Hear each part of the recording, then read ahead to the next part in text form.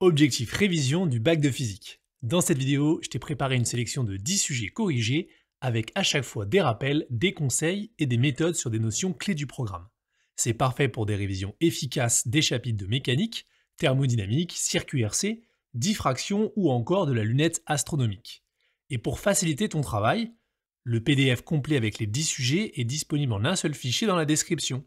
Et tu peux utiliser le chapitrage pour aller directement vers ceux qui t'intéressent. Comme d'habitude, les commentaires sont ouverts si tu as des questions. Je prends régulièrement le temps d'y répondre. C'est parti!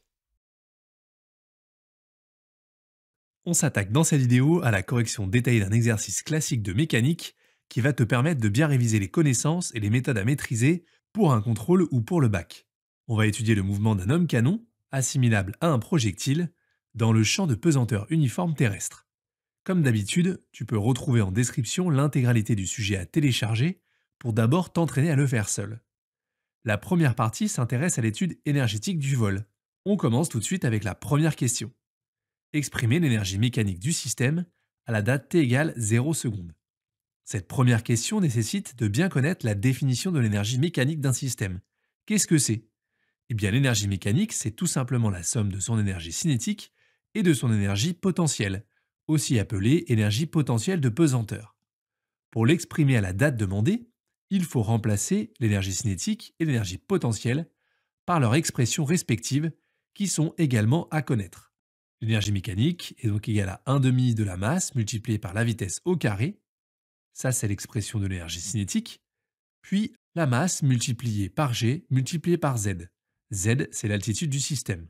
Et cette partie correspond à l'expression de l'énergie potentielle de pesanteur. Du coup, on peut écrire qu'à la date t égale 0 secondes, en prenant soin d'utiliser les notations de l'énoncé, que l'énergie mécanique en G0, ici, est égale à 1 demi de la masse fois V0 au carré, plus la masse multipliée par G, multipliée par grand H. Grand H correspondant à son altitude à cet instant.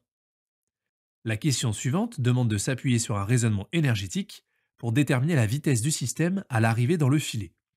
Il faut que tu saches exploiter la conservation de l'énergie mécanique dans le cas du mouvement dans un champ uniforme, comme celui-ci.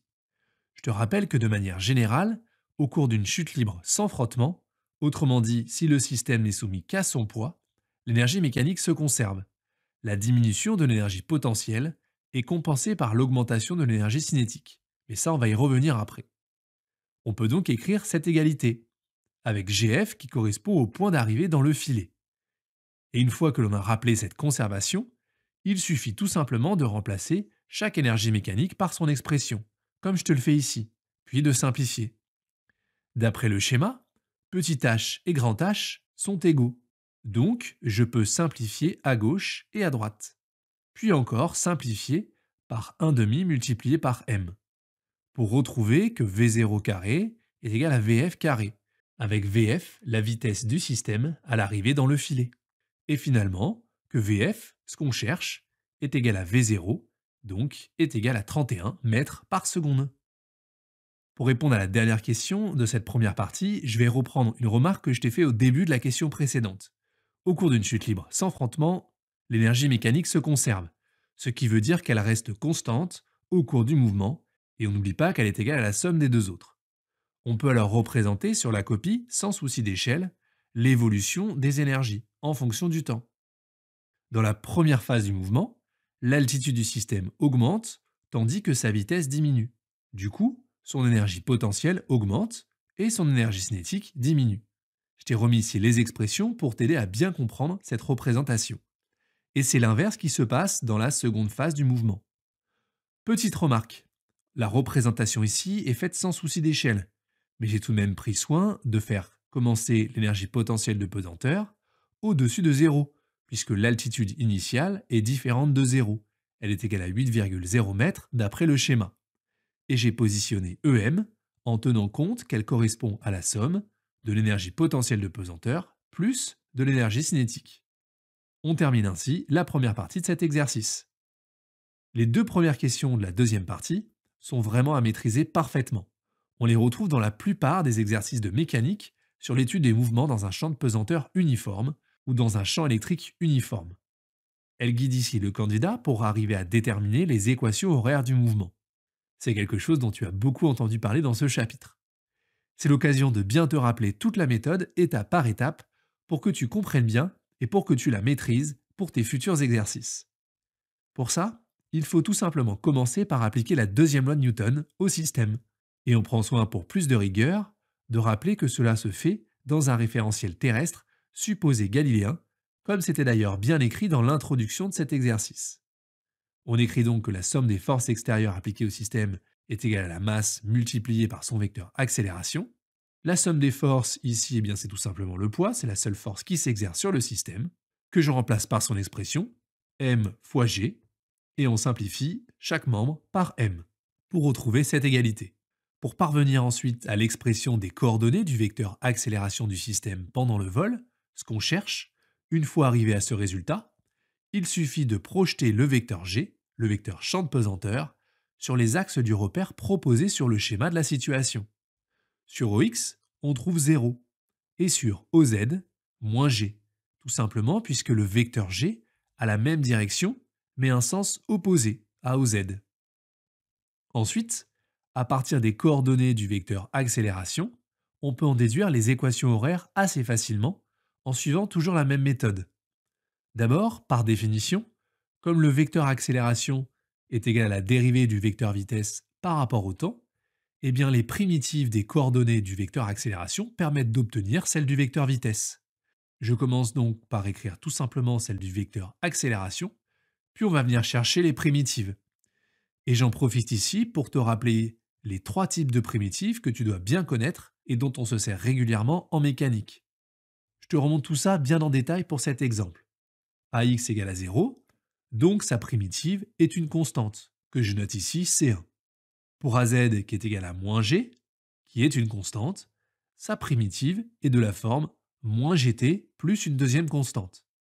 Il faut ensuite bien te souvenir qu'on doit utiliser les conditions initiales pour déterminer les constantes d'intégration, C1 et C2. Donc pour ça, tu analyses tout simplement l'énoncé pour retrouver les coordonnées du vecteur vitesse à l'instant initial, donc les coordonnées de V0. Ici, une projection de vecteurs sur les axes OX et OZ était nécessaire. C'est un savoir-faire à bien maîtriser que je t'ai détaillé dans une vidéo de cours complète, que je te remets éventuellement en description ici si besoin. Tu pouvais aussi éventuellement t'aider du résultat pour t'aider à les retrouver.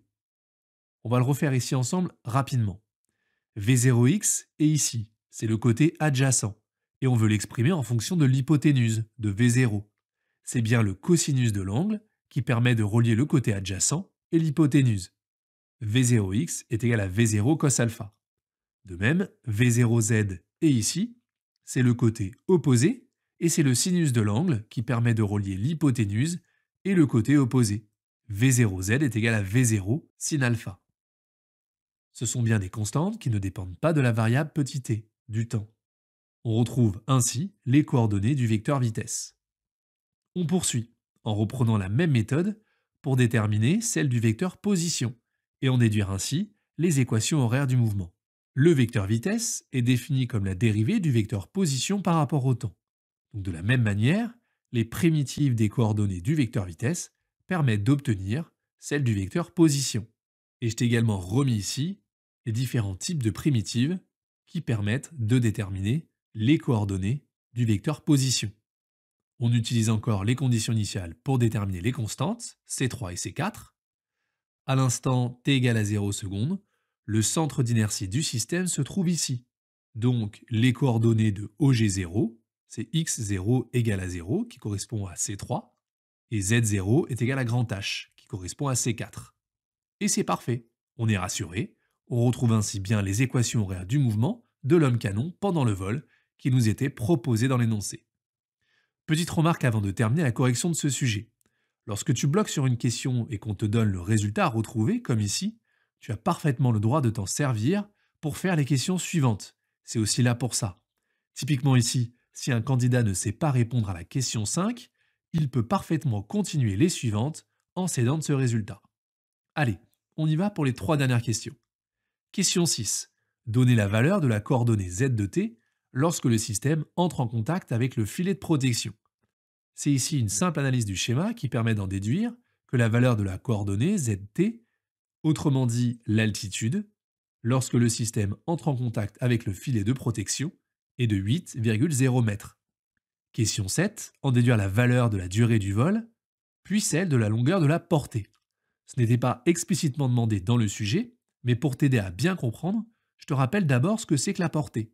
C'est tout simplement la distance horizontale parcourue par le projectile entre le moment où il est lancé et celui où il retombe sur le sol, ou le moment où il atteint la même altitude que celle de sa position initiale, comme dans cet exercice. On peut donc écrire, là encore en reprenant bien les notations de l'énoncé, que z à l'instant tv est égal à grand H. Et je reprends l'équation horaire précédente en remplaçant t par tv. Ensuite, en soustrayant grand H dans chaque membre, on retrouve cette expression. On a ici une équation du second degré que l'on va chercher à résoudre pour déterminer tv. On peut d'ores et déjà éliminer une solution évidente, tv égale à 0 secondes, qui correspond à l'instant initial du tir. C'est bien la deuxième solution qui nous intéresse, lorsque le projectile arrive ici, dans le filet.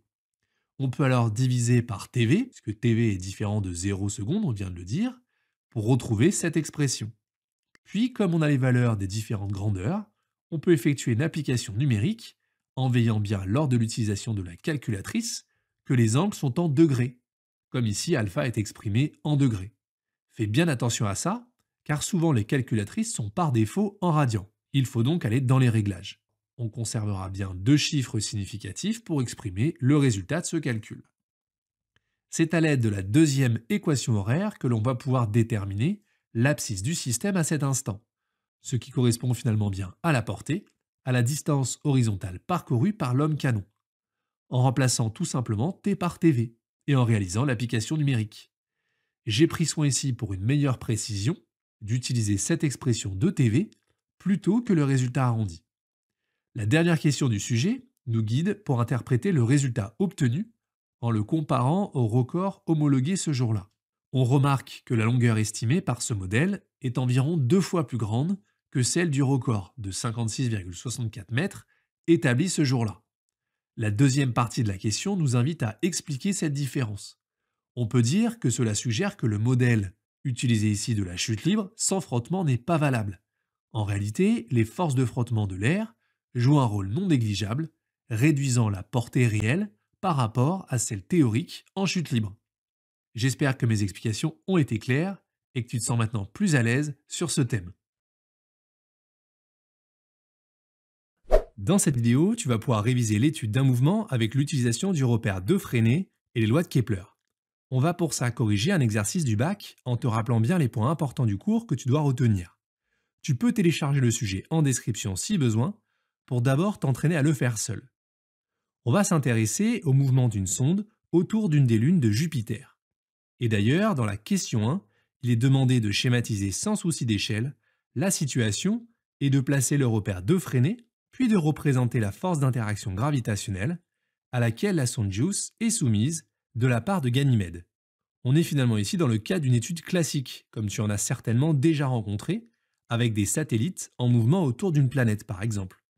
On s'intéresse ici à l'orbite circulaire de hauteur petit h égale à 500 km, que j'ai pris soin de représenter ici.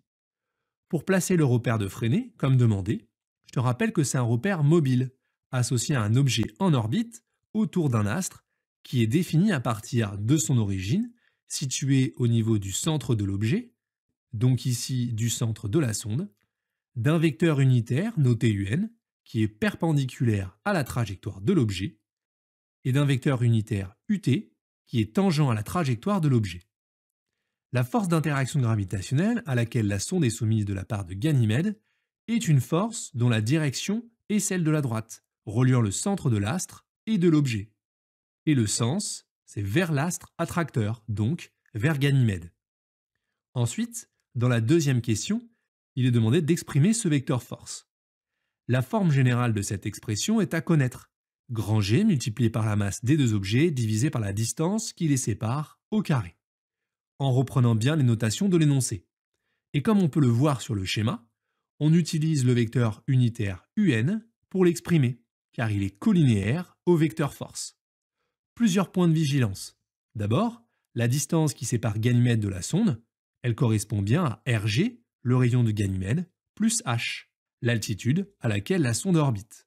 Il faut être aussi particulièrement vigilant avec le vecteur unitaire, puisqu'on demande bien ici l'expression vectorielle. Pour ça, aide-toi bien d'un schéma. Cela permet de retrouver que le vecteur force et le vecteur unitaire un ont le même sens. Si les sens étaient opposés, on aurait alors rajouté ici un signe moins. Question suivante. On rentre dans le vif du sujet et on demande de montrer que la sonde a un mouvement circulaire uniforme dans le référentiel supposé galiléen centré sur Ganymède. Cette petite remarque-là n'est pas anodine et doit nous mettre sur la piste de l'utilisation de la deuxième loi de Newton. Rappelle-toi bien que c'est souvent notre point de départ lors des études de mouvement en mécanique. On commence pour ça par définir le système étudié et du coup le référentiel d'étude qui doit être galiléen, avant de pouvoir appliquer la deuxième loi de Newton. Somme des forces extérieures appliquées au système est égale au produit de la masse et du vecteur accélération. Il est bien précisé ici que l'on considère que le système n'est soumis qu'à la force d'interaction gravitationnelle. Je remplace alors par son expression dans le membre de gauche, puis je cherche à exprimer le vecteur accélération de manière à pouvoir ensuite faire l'analogie avec l'expression de l'accélération dans le repère de Freinet. Et pour ça, il suffit simplement de diviser par mj chaque membre. Une fois que l'on a obtenu l'expression de l'accélération, on a besoin de l'apport d'une nouvelle connaissance de ton cours, pour pouvoir montrer que le mouvement de la sonde est circulaire uniforme. Tu dois savoir que pour un mouvement circulaire, dans le repère de Freinet, l'expression de l'accélération est de cette forme, c'est à retenir. Et je te rappelle que la constante que l'on retrouve ici au dénominateur correspond à la distance qui sépare le système étudié au point autour duquel il est en mouvement.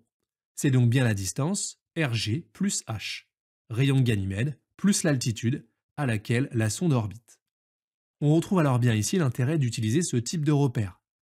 Par analogie, on en déduit que la dérivée de la vitesse par rapport au temps est égale à 0. La composante tangentielle de l'accélération est nulle, et la seule accélération présente, c'est la composante normale, celle qui fait tourner la sonde autour de Ganymède. Donc si la dérivée de la vitesse par rapport au temps est égale à 0, on peut en déduire que la vitesse de la sonde est constante, et que le mouvement est bien circulaire uniforme. On continue tranquillement. Il est maintenant demandé de montrer que la vitesse de la sonde peut s'écrire ainsi. Pour ça, on va encore effectuer une analogie avec l'expression des vecteurs accélération établie précédemment, que j'ai pris soin de te remettre ici. Et on va cette fois exploiter la composante normale. On retrouve ainsi cette égalité.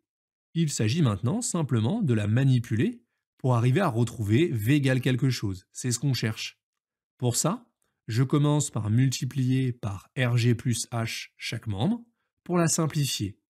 Puis, je prends la racine carrée. Et mission accomplie.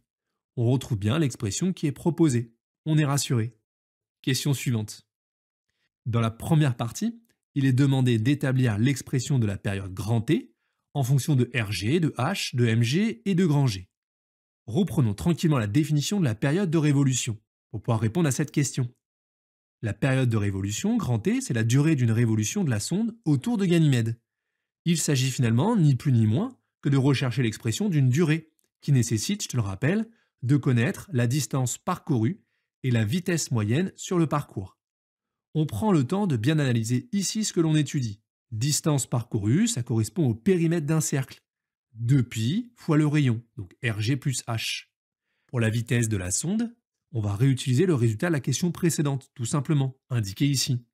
On en déduit alors l'expression de grand T en effectuant la division. Et c'est une expression que l'on peut simplifier avant d'effectuer l'application numérique. Pour ça, on peut commencer par multiplier par racine de RG plus H au numérateur et au dénominateur pour retrouver cette expression. Ensuite, de manière à passer ce RG plus H sous la racine, je peux le réécrire comme ça. C'est égal à racine carrée de RG plus H au carré. Et on retrouve cette expression. Pour finir, il ne reste plus qu'à effectuer l'application numérique pour une altitude petit h égale à 500 km, en veillant bien, comme toujours, à l'homogénéité des unités, que j'ai pris soin comme souvent de te réécrire ici d'une couleur différente pour bien t'aider à les visualiser. Une conversion du rayon de Ganymède est nécessaire, de km à mètre, en multipliant par 10 puissance 3. Et même chose pour l'altitude petit h. Entraîne-toi bien à taper ce genre de calcul sur ta calculatrice. Il n'y a rien de compliqué, mais cela t'aidera à te familiariser avec et tu seras plus à l'aise le jour de ton contrôle ou le jour du bac. Le résultat de la période s'exprime bien en secondes. Pour convertir ce résultat en heures et le comparer à la valeur proposée dans la question 5, il suffit de diviser par 3600, puisque je te le rappelle, il y a 3600 secondes dans une heure. Et en prenant soin de reprendre le résultat précédent sur la calculatrice plutôt que l'arrondi pour plus de précision. Résultat validé, on est encore une fois rassuré. On enchaîne et on arrive à la fameuse troisième loi de Kepler. Il est demandé de l'utiliser pour déterminer la période de la sonde JUICE sur son orbite circulaire d'altitude 5000 km cette fois. Là encore, je te rappelle cette connaissance importante de ton cours. La troisième loi de Kepler exprime une relation entre la période de révolution grand T exprimée en secondes de la sonde et le rayon de l'orbite exprimé en mètres. Souvent noté T au carré divisé par A au cube ou T au carré divisé par R au cube, lorsqu'on l'applique pour le mouvement d'une planète, mais j'ai pris soin ici de directement l'appliquer à la situation étudiée. Ici, pour les orbites circulaires d'altitude 500 km et 5000 km, on retrouve alors cette égalité. Il s'agit de la manipuler pour isoler le terme recherché, T5000, en multipliant par Rg plus H5000 au cube et en prenant la racine carrée. On passe ensuite à l'application numérique, et comme pour chaque application numérique, il faut bien exploiter les données de l'énoncé et éventuellement les résultats précédents pour retrouver les valeurs de chaque terme, contrôler l'homogénéité des unités et utiliser sa calculatrice avec précaution pour ce type de calcul assez lourd à taper. Question 7. En utilisant les réponses aux questions 5 et 6, estimez le nombre d'orbites effectuées par la sonde autour de Ganymède et commentez la phrase ci-dessous. Une analyse attentive de cette partie du sujet permet de détailler tranquillement le raisonnement en deux étapes. D'abord, déterminer le nombre d'orbites effectuées pendant 90 jours sur une orbite circulaire d'altitude 5000 km, avec éventuellement un petit tableau de proportionnalité pour bien visualiser la situation étudiée. Là encore, en veillant à exprimer chaque durée dans la même unité, d'où cette conversion de 90 jours en secondes. Puis, même chose pendant les 102 jours sur une orbite circulaire d'altitude 500 km. On en déduit une estimation du nombre total d'orbites effectuées par la sonde autour de Ganymède, soit 1087 orbites. La différence avec les 1167 orbites proposées dans l'énoncé est due aux orbites effectuées lors de la première phase et de la dernière phase, décrites ici. Allez, on y est presque, plus que deux questions. Indiquez à quel type d'onde les ondes radio appartiennent, mécaniques ou électromagnétiques. Une petite question courte toute simple, l'occasion éventuellement de te rafraîchir la mémoire. Retiens bien qu'on distingue deux grands types d'ondes, les ondes mécaniques, dont la propagation nécessite un milieu matériel, comme pour les ondes sonores par exemple, et les ondes électromagnétiques, qui n'ont pas besoin de support matériel pour se propager.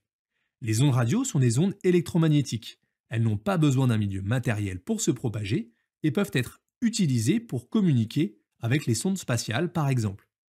Et enfin, question 9, montrer en négligeant la distance entre la sonde JUICE et Jupiter que le temps mis par le signal radio pour faire un aller-retour est proche de celui annoncé. Situation classique de calcul d'une durée. En veillant à bien considérer un aller-retour pour la distance et en se souvenant de la valeur de la vitesse de la lumière dans le vide, qui ne t'est pas donnée.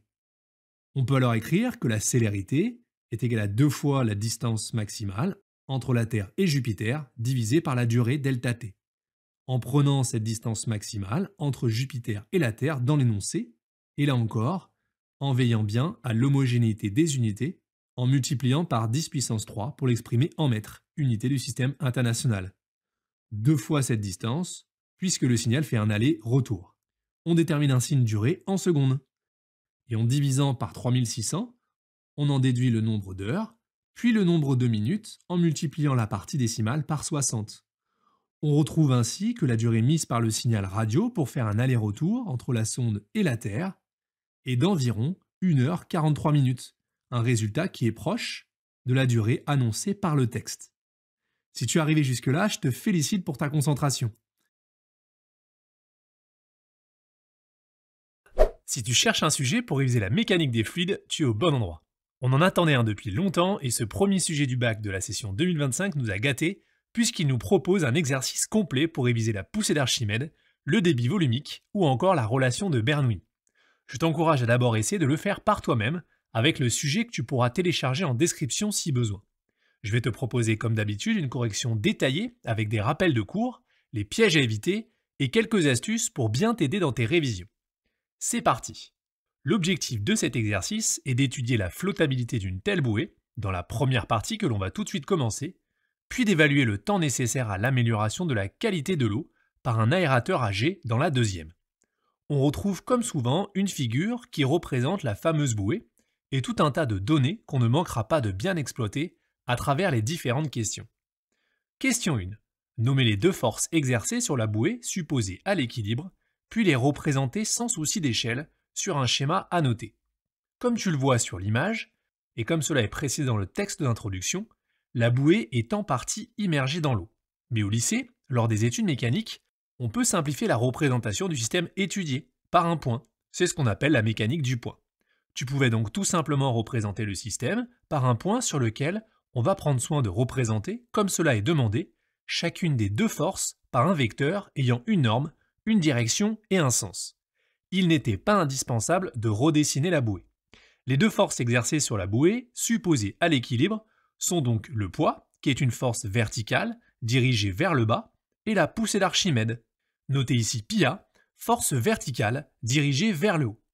On va y revenir plus en détail dans la question suivante, mais tu dois bien savoir que tout corps totalement immergé dans un fluide, au repos, est soumis à une force verticale, dirigée vers le haut, égale à l'opposé du poids du volume de fluide déplacé.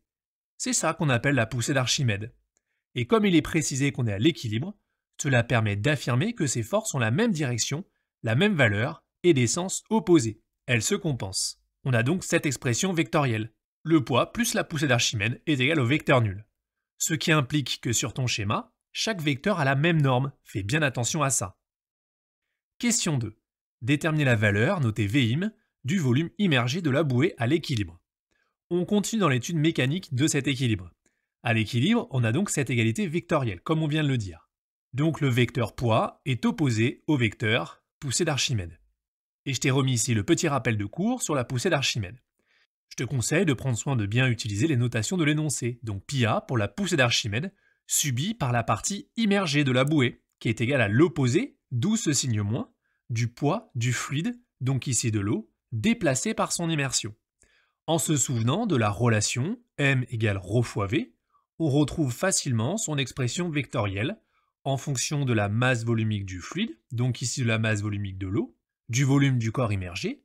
J'insiste ici, il s'agit bien de la partie immergée de la bouée qui subit cette force. C'est elle qui est plongée dans le fluide, dans l'eau. Et c'est pour cette raison que l'on utilise ici le volume immergé et pas le volume total de la bouée. Je remets également ici l'expression du poids de la bouée. Je te rappelle que ces deux forces sont de même direction, de sens opposés, mais leurs normes, on parle aussi de valeurs, sont égales. On remplace alors par leur expression, et on simplifie par G, pour isoler ensuite le volume immergé, tout simplement. Et il est bien demandé dans la question de déterminer la valeur, donc on termine avec une application numérique. Pour ça, je te conseille, comme souvent, de bien analyser l'énoncé pour aller extraire les informations dont tu as besoin. Ici, c'est la masse de la bouée que l'on cherche et la masse volumique de l'eau. Et sois aussi toujours vigilant avec l'homogénéité des unités lors des applications numériques. Ce n'est pas obligatoire, mais je te conseille, pour ça, de noter les unités dans les calculs. On divise ici des kilogrammes par mètre cube. Le résultat s'exprime donc bien en mètres cubes. Aucune conversion n'était nécessaire. Par contre, il est indispensable d'écrire l'unité du résultat à la fin de ton calcul, comme je l'ai fait ici. On continue tranquillement avec la question 3. En déduire la proportion du volume immergé par rapport au volume total de la bouée, et on demande de commenter. Une question plutôt facile, pour finir cette première partie.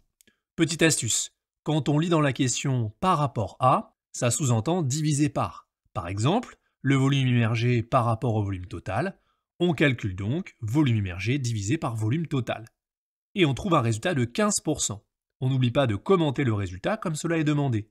Une lecture attentive de l'énoncé permettait de retrouver un commentaire simple. La bouée est immergée à 15% de son volume, ce qui est bien inférieur aux 20% annoncé et qui est conforme à la condition annoncée. Cela permet de garder les instruments hors de l'eau, assurant leur bon fonctionnement. Et on termine ainsi cette première partie. J'espère que jusque-là, tout est clair pour toi. Sinon, n'hésite pas à me poser des questions en commentaire.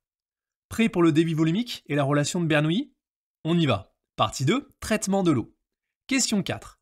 Recopier la formule permettant de calculer le débit volumique en justifiant la réponse par une analyse dimensionnelle ou une analyse des unités. Comme cela est suggéré dans la question, tu as plusieurs manières pour répondre. Je te présente ici celle qui me semble être la plus simple. On partira pour ça d'une connaissance du cours à avoir. Le débit volumique est une grandeur qui s'exprime en mètres cubes par seconde. Unité de volume par unité de temps. Mais si tu étais malin, tu avais peut-être repéré dans la question suivante qu'on te la donnait cette unité, l'unité du débit volumique. C'est pour ça que je te répète souvent que lorsque tu es bloqué, ton meilleur allié, c'est l'énoncé.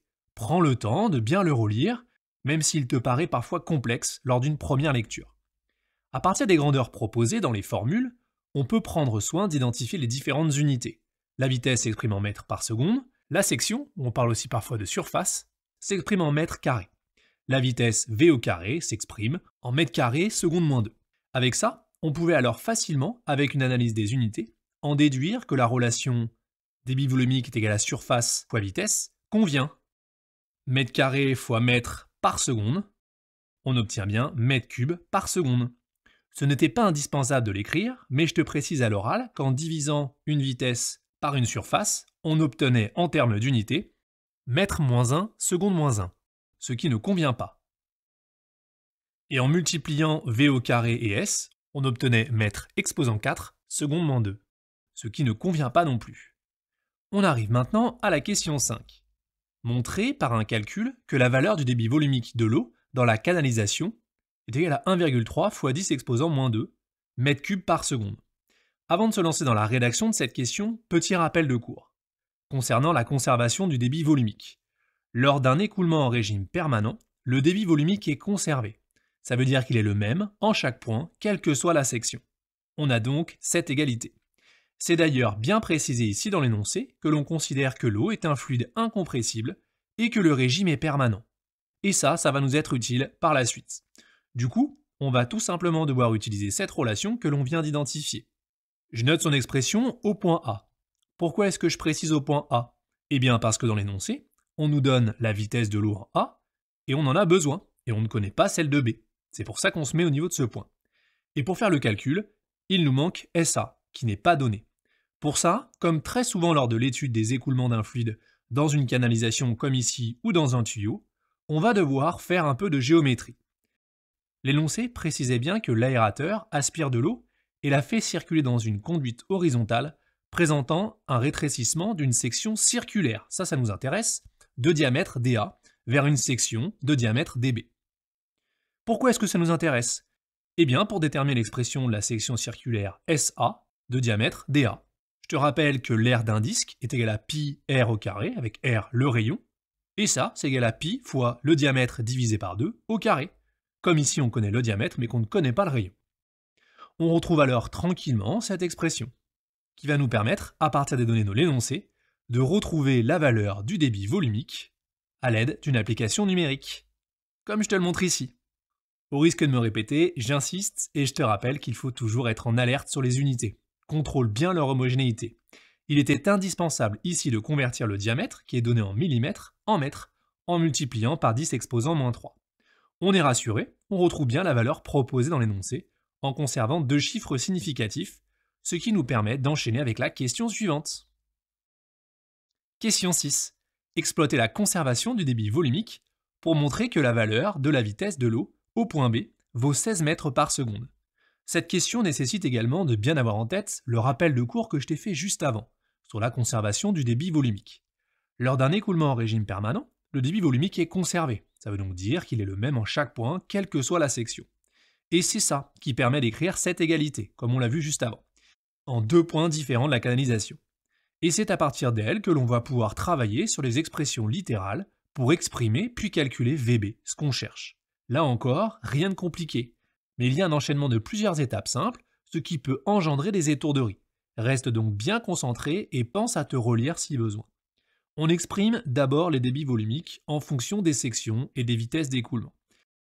Puis on exprime les sections en fonction des diamètres, puisque c'est ce que l'on a dans les énoncés. On ne connaît pas directement les valeurs des sections. En simplifiant dans chaque membre, on obtient cette relation. Pour isoler VB, ce que l'on cherche, il est maintenant nécessaire de diviser par dB au carré dans chaque membre, tout simplement. Et on passe à l'application numérique.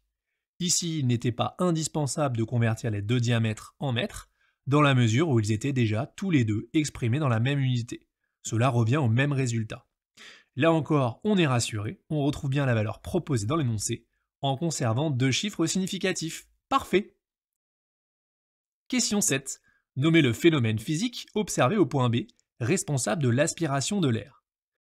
Ça, c'est une question de cours. Le genre de question qui m'oblige à te rappeler que même si tu bloques sur certaines questions le jour du bac, lis toujours les énoncés jusqu'au bout.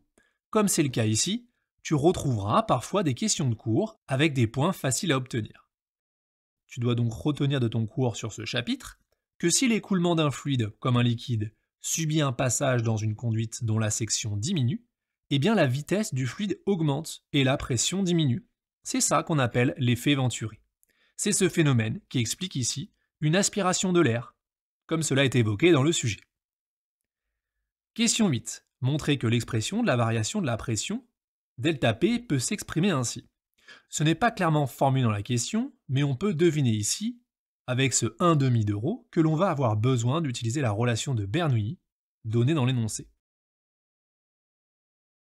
Ici encore, même s'il y a un enchaînement de plusieurs étapes simples, il y a des sources d'étourderie. Souviens-toi que lorsque tu manipules des expressions littérales, il faut prendre son temps, rester concentré et se relire pour les éviter. On précise qu'on utilise la relation de Bernoulli dans la conduite horizontale, appliquée sur une ligne de courant passant par les points A et B, dont on a des données dans l'énoncé.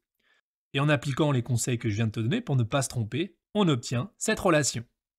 Ici, j'ai pris soin d'utiliser la notation avec un point plutôt qu'un multiplié, comme cela est proposé dans l'énoncé, et avec ρ qui correspond bien à la masse volumique de l'eau. Pour simplifier tout ça, il fallait utiliser cette information. Comme la conduite est horizontale, ZA est égal à ZB. Il vient alors cette relation. Et à partir de là, on réfléchit à comment exprimer ΔP, qui est égal à PB moins PA. Comment le faire apparaître? Pour ça, il faut soustraire dans chaque membre PA, puis on soustrait 1/2 de la masse volumique, fois la vitesse, au point B au carré. Et enfin, en factorisant par 1/2 multiplié par la masse volumique, on retrouve l'expression proposée, tout simplement. Question 9.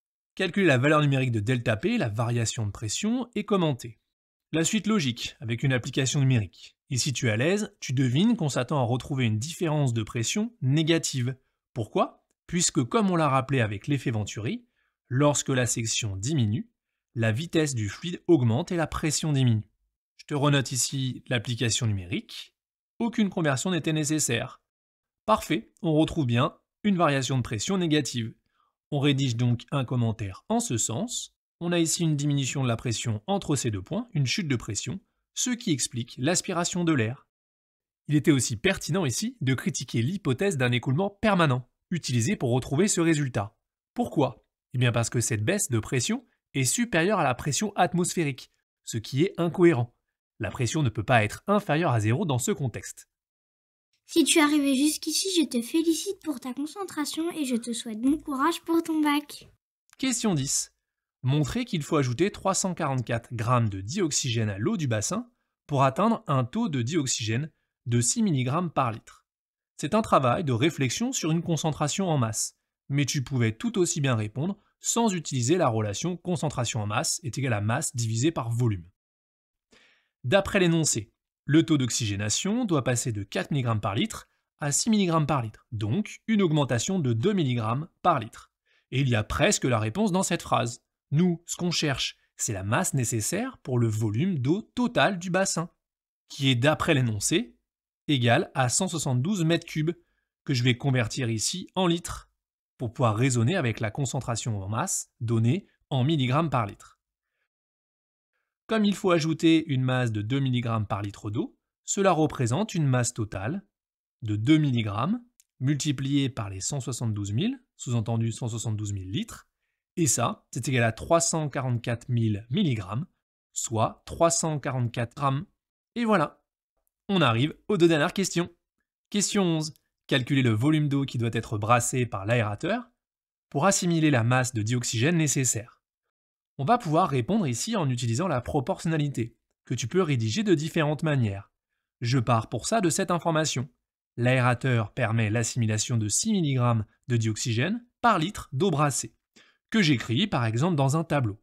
Puis sur la deuxième ligne, ce que je cherche. Combien de litres d'eau faut-il brasser au total pour assimiler les 344 grammes nécessaires? Et ici, attention encore aux unités. La colonne de droite correspond bien à un volume en litres. Donc on va trouver un volume en litres.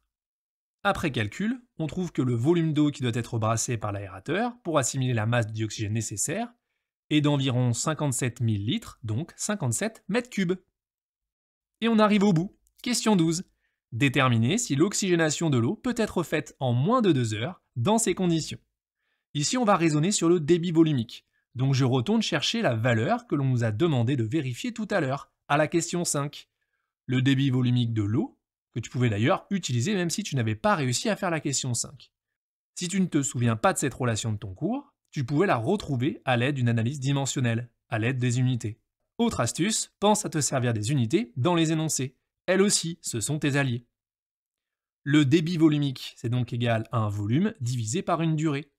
On isole ici ΔT pour déterminer la durée nécessaire pour l'oxygénation du volume d'eau brassée, donc des 57 mètres cubes. On exprime bien le volume en mètres cubes, puisque le débit volumique est donné en mètres cubes par seconde. Le résultat de cette durée est exprimé en secondes, que l'on prend soin de convertir en heures en divisant par 3600, comme il y a 3600 secondes dans une heure. Cela permet de l'interpréter et de conclure la rédaction de cet exercice. La durée nécessaire pour l'oxygénation du volume d'eau brassée est d'environ 1,2 heures, donc l'oxygénation de l'eau peut être faite en moins de 2 heures dans ces conditions.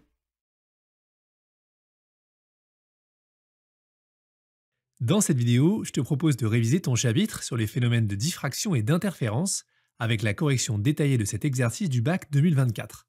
Il y a une première partie dans laquelle on va vérifier la longueur d'onde d'un laser en exploitant des mesures expérimentales et un code Python, puis une seconde qui est une application du phénomène d'interférence pour caractériser le maillage d'un voile schématisé ici. Un exercice assez complet et varié, parfait pour bien réviser. Prêt? C'est parti. Première question, exprimer l'angle θ en fonction de grand L et de grand D. Je te rappelle que l'angle θ est nommé écart angulaire ou demi-angle de diffraction car c'est la moitié de l'angle traduisant l'étalement du faisceau. Et c'est en exploitant cette figure et en faisant un peu de trigonométrie que l'on va pouvoir relier ces trois grandeurs. Regarde bien ici. Si je zoome un peu sur cette figure, on retrouve ici un triangle rectangle que je t'ai surligné en bleu. Avec θ, le côté adjacent c'est la distance fente écran notée grand D, et en face, on a le côté opposé qui correspond à la moitié de la tâche centrale, grand L divisé par 2. Pour relier θ, L et D, on va utiliser la tangente. Tout simplement puisqu'on ne cherche pas à exprimer θ en fonction de l'hypoténuse. C'est pour ça qu'on n'utilise pas le sinus et pas le cosinus. On peut alors écrire que tangente θ est égal au côté opposé divisé par le côté adjacent, et il n'y a plus qu'à remplacer et à simplifier. Avec l'approximation des petits angles, qui était d'ailleurs ici rappelé dans l'énoncé, on peut écrire que tangente θ est environ égal à θ, soit grand L, divisé par 2D. On continue. Question suivante. Déduire des informations précédentes la valeur de la longueur d'onde du laser utilisé. On peut commencer par écrire que le graphique obtenu, θ en fonction de 1 sur A, est une droite qui passe par l'origine du repère, traduisant une situation de proportionnalité, un cas classique d'exploitation de mesures expérimentales. On peut alors modéliser ce graphique par une fonction linéaire, θ égale k fois 1 sur A, avec k le coefficient directeur de la droite. La valeur de k, elle est indiquée ici, dans la console en langage Python. Il suffit simplement de la recopier, aucun calcul n'est nécessaire. Ensuite, pour relier cette modélisation à lambda, on utilise la relation théorique entre l'angle de diffraction θ et la valeur de la largeur de la fente petit a pour les petits angles, également rappelé dans ce sujet, mais ce n'est pas forcément toujours le cas. D'après l'énoncé θ égale lambda sur A, que l'on peut éventuellement écrire lambda fois 1 sur A pour mettre en évidence l'identification. La longueur d'onde du laser correspond à petit k, que je vais venir ici prendre soin d'exprimer en nanomètres, unité couramment utilisée pour exprimer des longueurs d'onde dans le domaine du visible, comme celle-ci. Et je te rappelle que 1 nanomètre est égal à 10 exposant moins 9 mètres.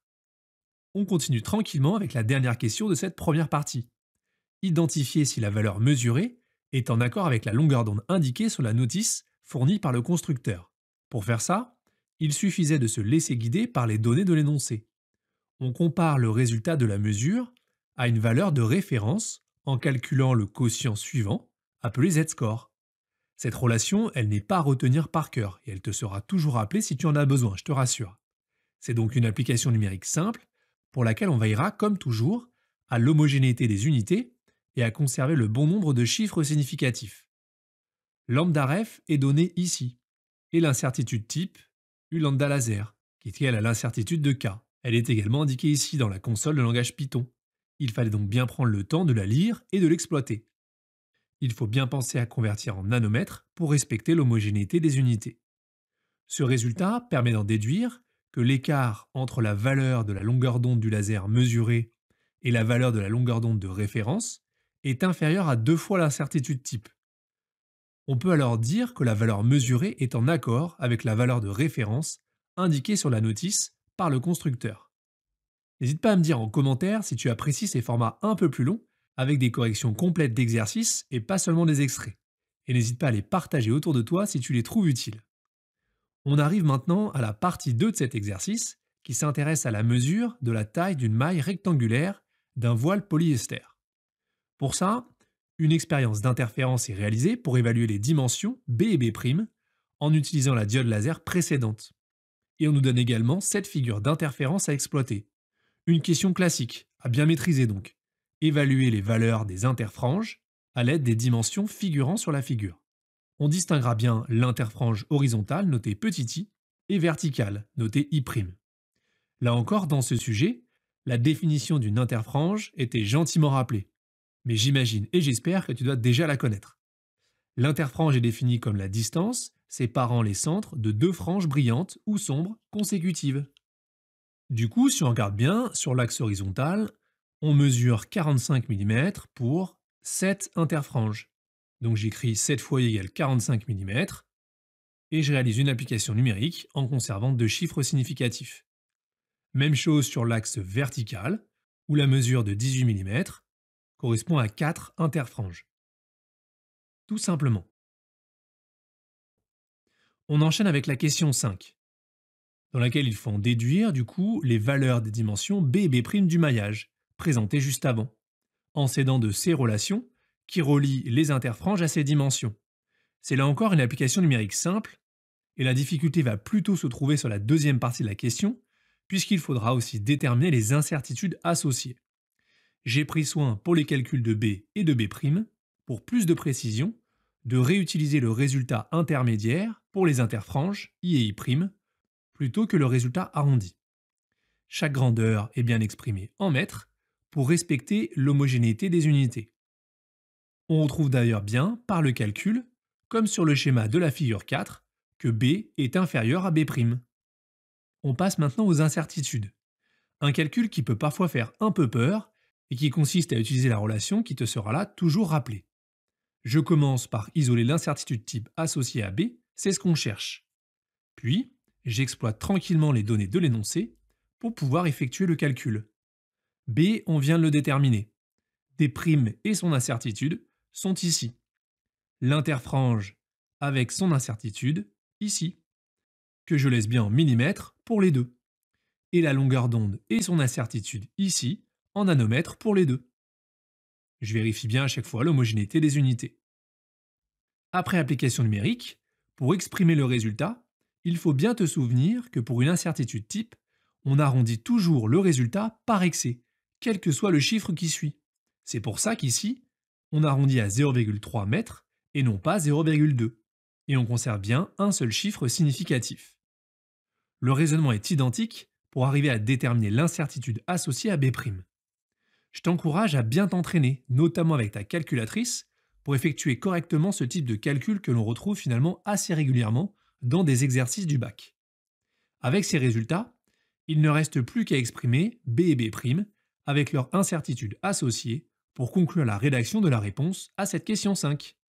Allez, on arrive aux deux dernières questions. Expliquer pourquoi la distance grand D utilisée dans le montage de la première partie a dû être remplacée par une distance D' pour effectuer la mesure de la partie 2. Pour répondre à cette question, il faut se souvenir, ou éventuellement exploiter cette relation dans l'énoncé, que l'interfrange est proportionnelle à la distance qui sépare la maille de l'écran. Plus la distance D' est grande, plus l'interfrange est grande. Du coup, de manière à obtenir une plus grande interfrange, qui sera plus facile à mesurer, ils ont remplacé ici grand D, qui est environ égal à 1,8 m, par D', un peu plus de 6 mètres. On arrive à la dernière question, dans laquelle on va chercher à estimer le nombre d'ouvertures par centimètre carré du voile polyester testé et indiquer s'il est utilisable comme moustiquaire anti-pollen. D'après les informations de l'énoncé, une moustiquaire anti-pollen doit comporter à minima 150 ouvertures par centimètre carré. Ce qu'il faut arriver à visualiser ici, à l'aide de la figure 4 du schéma du maillage, sur un rectangle de largeur B et de longueur B', il y a une ouverture. On peut alors commencer par déterminer, par proportionnalité, le nombre d'ouvertures par centimètre, selon l'horizontale et selon la verticale. Et avec ça, on pourra déterminer le nombre d'ouvertures totales par centimètre carré. Donc selon l'horizontale, une ouverture pour une largeur B. Donc pour 1 cm, cela correspond à 16 ouvertures. Le résultat est exprimé ici avec deux chiffres significatifs. Même chose pour la verticale. Une ouverture pour une longueur B', donc pour 1 cm, cela correspond à 11 ouvertures. En multipliant ces résultats, on détermine ainsi le nombre d'ouvertures par centimètre carré, soit environ 176, ce qui est bien supérieur à 150, et cela permet d'en déduire que le voile polyester testé est utilisable comme moustiquaire anti-pollen. Comme souvent pour ce type de questions, il y a d'autres raisonnements possibles qui permettent d'arriver au même résultat.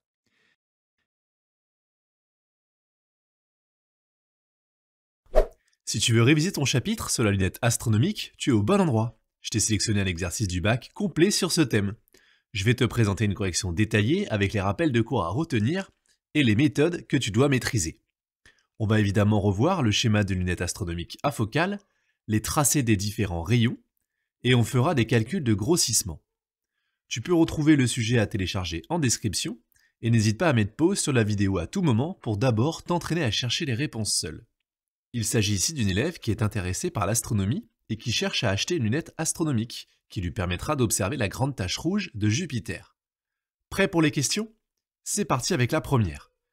On nous rappelle que la lunette astronomique est un système optique afocal et on demande de donner la signification du terme afocal. Il faut que tu saches qu'un système optique est qualifié d'afocal lorsque des rayons lumineux parallèles incidents, ça veut dire ce qui arrive sur la première lentille dirigée vers l'objet observé, émergent également parallèles entre eux après le passage dans le système.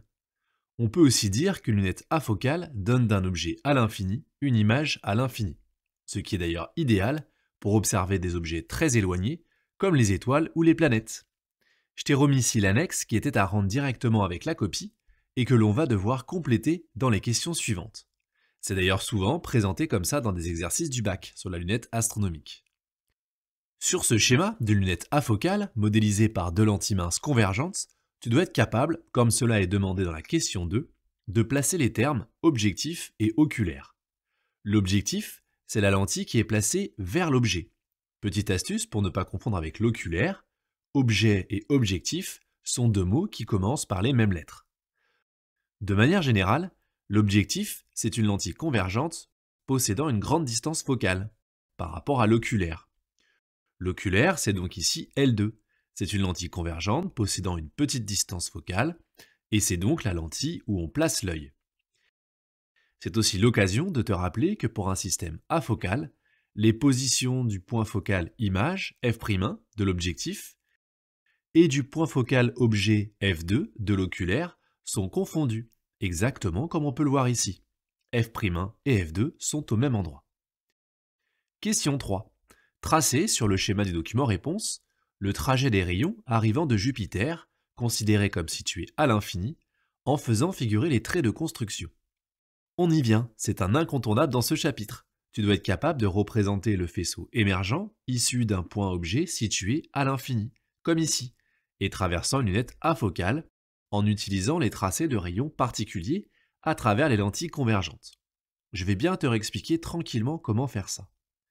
La première étape, elle consiste tout simplement à construire l'image intermédiaire de cet objet situé à l'infini, que l'on note souvent avec ces lettres pour symboliser l'infini, à travers l'objectif, c'est-à-dire à travers la lentille L1. Pour faire ça, on va partir de ces deux rayons qu'on nous a donnés, et qui ne sont pas donnés au hasard. Le premier, comme tu l'as déjà peut-être remarqué, il passe par le centre optique de la lentille, et le deuxième est parallèle au premier. Pour deviner leur trajectoire, après avoir traversé la lentille L1, on va donc devoir faire appel à cette connaissance que tu dois avoir. Lorsqu'un rayon passe par le centre optique de la lentille, il n'est pas dévié. Donc celui-ci, je peux le prolonger, comme ça, jusqu'à la lentille suivante, sans qu'il soit dévié. Je m'arrête bien à ce niveau-là, puisqu'en passant dans L2, il va cette fois être dévié. Pour le deuxième rayon, comme on considère un objet à l'infini, on peut considérer que les rayons incidents sont parallèles entre eux. C'est d'ailleurs bien ce qui est précisé dans l'énoncé, ici pour débuter le tracé. Et avec ça, on va exploiter une deuxième règle que tu dois connaître. Des rayons incidents qui sont parallèles entre eux se croisent dans le plan focal image de la lentille. C'est-à-dire ici, c'est le plan qui passe par f'1, qu'il faut prendre soin du coup de représenter, puisqu'il nous sert pour la construction. C'est ce que j'ai représenté ici en pointillé. C'est lui qui permet de prolonger le tracé de ce deuxième rayon, qui est parallèle au premier avant de traverser L1, en plaçant ta règle de manière à ce qu'il vienne croiser le premier rayon au niveau du plan focal image, comme je te le montre ici. Et là encore, je m'arrête au niveau de L2. En résumé, retiens que pour un objet situé à l'infini, l'objectif L1 en forme une image intermédiaire, que j'ai notée ici A1B1, située dans son plan focal image. On passe à la dernière étape. On va maintenant chercher à déterminer ce qu'il se passe lorsque ces deux rayons traversent l'oculaire, c'est-à-dire la lentille L2. Pour ça, on va revenir sur cette image intermédiaire A1B1, puisque c'est elle qui sert maintenant d'objet pour l'oculaire, pour la lentille L2, qui va en former une image définitive, A'B', qui, rappelons-le, doit être rejetée à l'infini. C'est le principe de cette lunette afocale.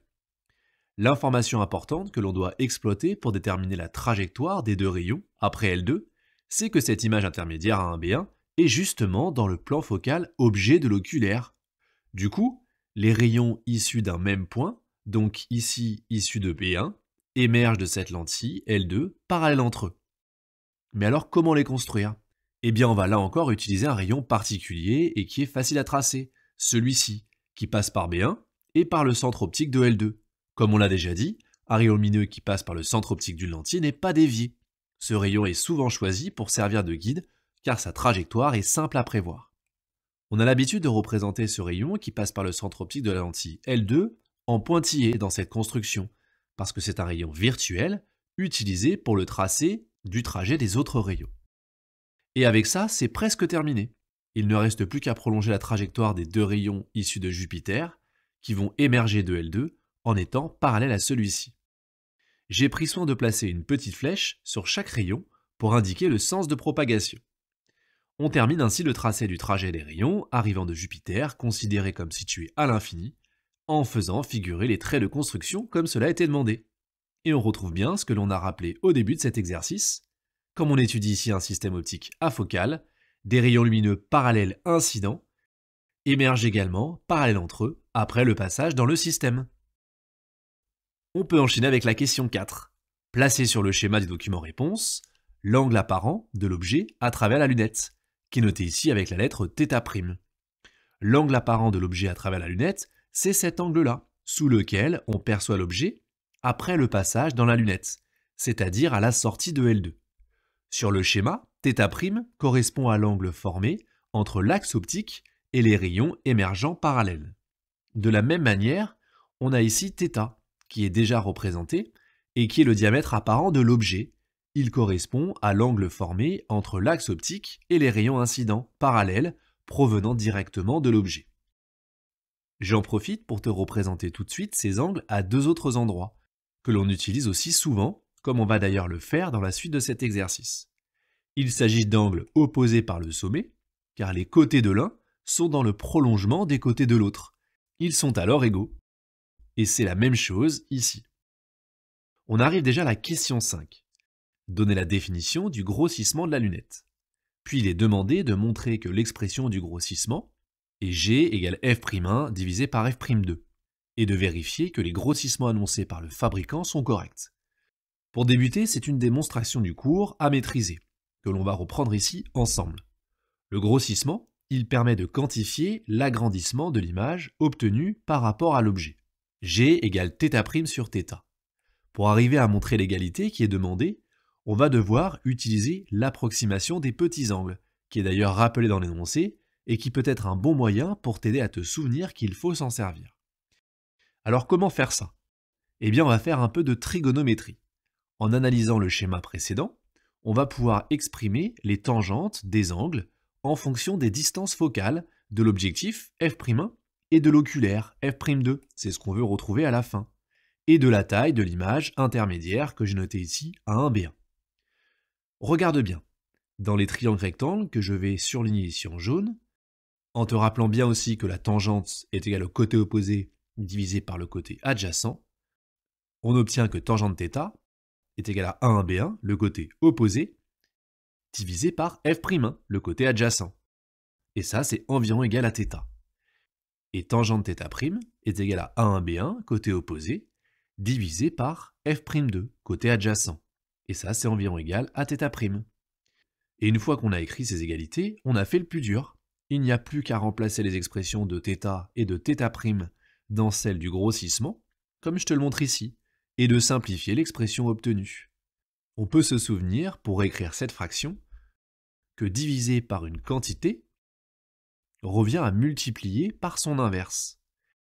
Et on retrouve bien l'égalité proposée en simplifiant par A1, B1 au numérateur et au dénominateur. Mission accomplie. Mais attention à ne pas oublier la dernière partie de la question. C'est une étourderie possible lorsqu'il y a plusieurs choses à faire dans une même question, comme c'était le cas ici. Pense à rester vigilant. Il fallait vérifier que les grossissements annoncés par le fabricant sont corrects. Ceux qui sont inscrits dans la notice ci-dessous. Finalement ici, c'est une application numérique simple à partir d'une expression qui était donnée, que tu pouvais d'ailleurs faire même si tu ne parvenais pas à redémontrer cette expression. On vérifie donc avec les données de f'1 et de f'2 que les grossissements annoncés par le fabricant sont corrects. D'abord avec le premier oculaire, puis avec le deuxième, en veillant bien à ce que les distances focales soient exprimées dans la même unité. Et pour le résultat, un grossissement est une grandeur sans unité. On est rassuré, ces grossissements sont bien en accord avec ceux annoncés dans la notice de la lunette astronomique. Si tu es arrivé jusque-là, je te félicite pour ta concentration. Et j'espère que mes explications t'aident à mieux comprendre toutes ces notions. Si besoin, tu peux me poser des questions en commentaire et n'hésite pas à partager ces vidéos autour de toi si elles peuvent être utiles à d'autres élèves. Question suivante. Indiquez la meilleure situation pour observer Jupiter. Calculez alors la valeur de la distance Terre-Jupiter. Pour répondre à cette question, il n'y avait pas besoin de connaissances particulières, mais simplement de prendre le temps d'analyser la figure 2 proposée dans l'énoncé. Tu as d'ailleurs souvent des questions comme ça au bac. C'est pour ça que lorsque tu rencontres des difficultés dans un exercice, je t'encourage à ne pas paniquer et à relire quand même toutes les questions tranquillement. Ici, si on regarde bien la figure et les données, on peut identifier facilement que la meilleure situation pour observer Jupiter, eh bien ça correspond à sa position en opposition, là où elle sera plus proche de la Terre, évidemment. Avec la distance Jupiter-Soleil ici, Terre-Soleil ici, et Terre-Jupiter là. On peut alors écrire simplement cette égalité entre ces trois distances, dont deux d'entre elles étaient données dans l'énoncé pour pouvoir calculer facilement la troisième. On réalise ensuite l'application numérique avec une calculatrice et on exprime le résultat avec deux chiffres significatifs sans oublier son unité kilomètre. Allez, encore un petit effort, on a presque terminé. Question 7. Calculez le diamètre apparent, θ, de la grande tache rouge vue à l'œil nu.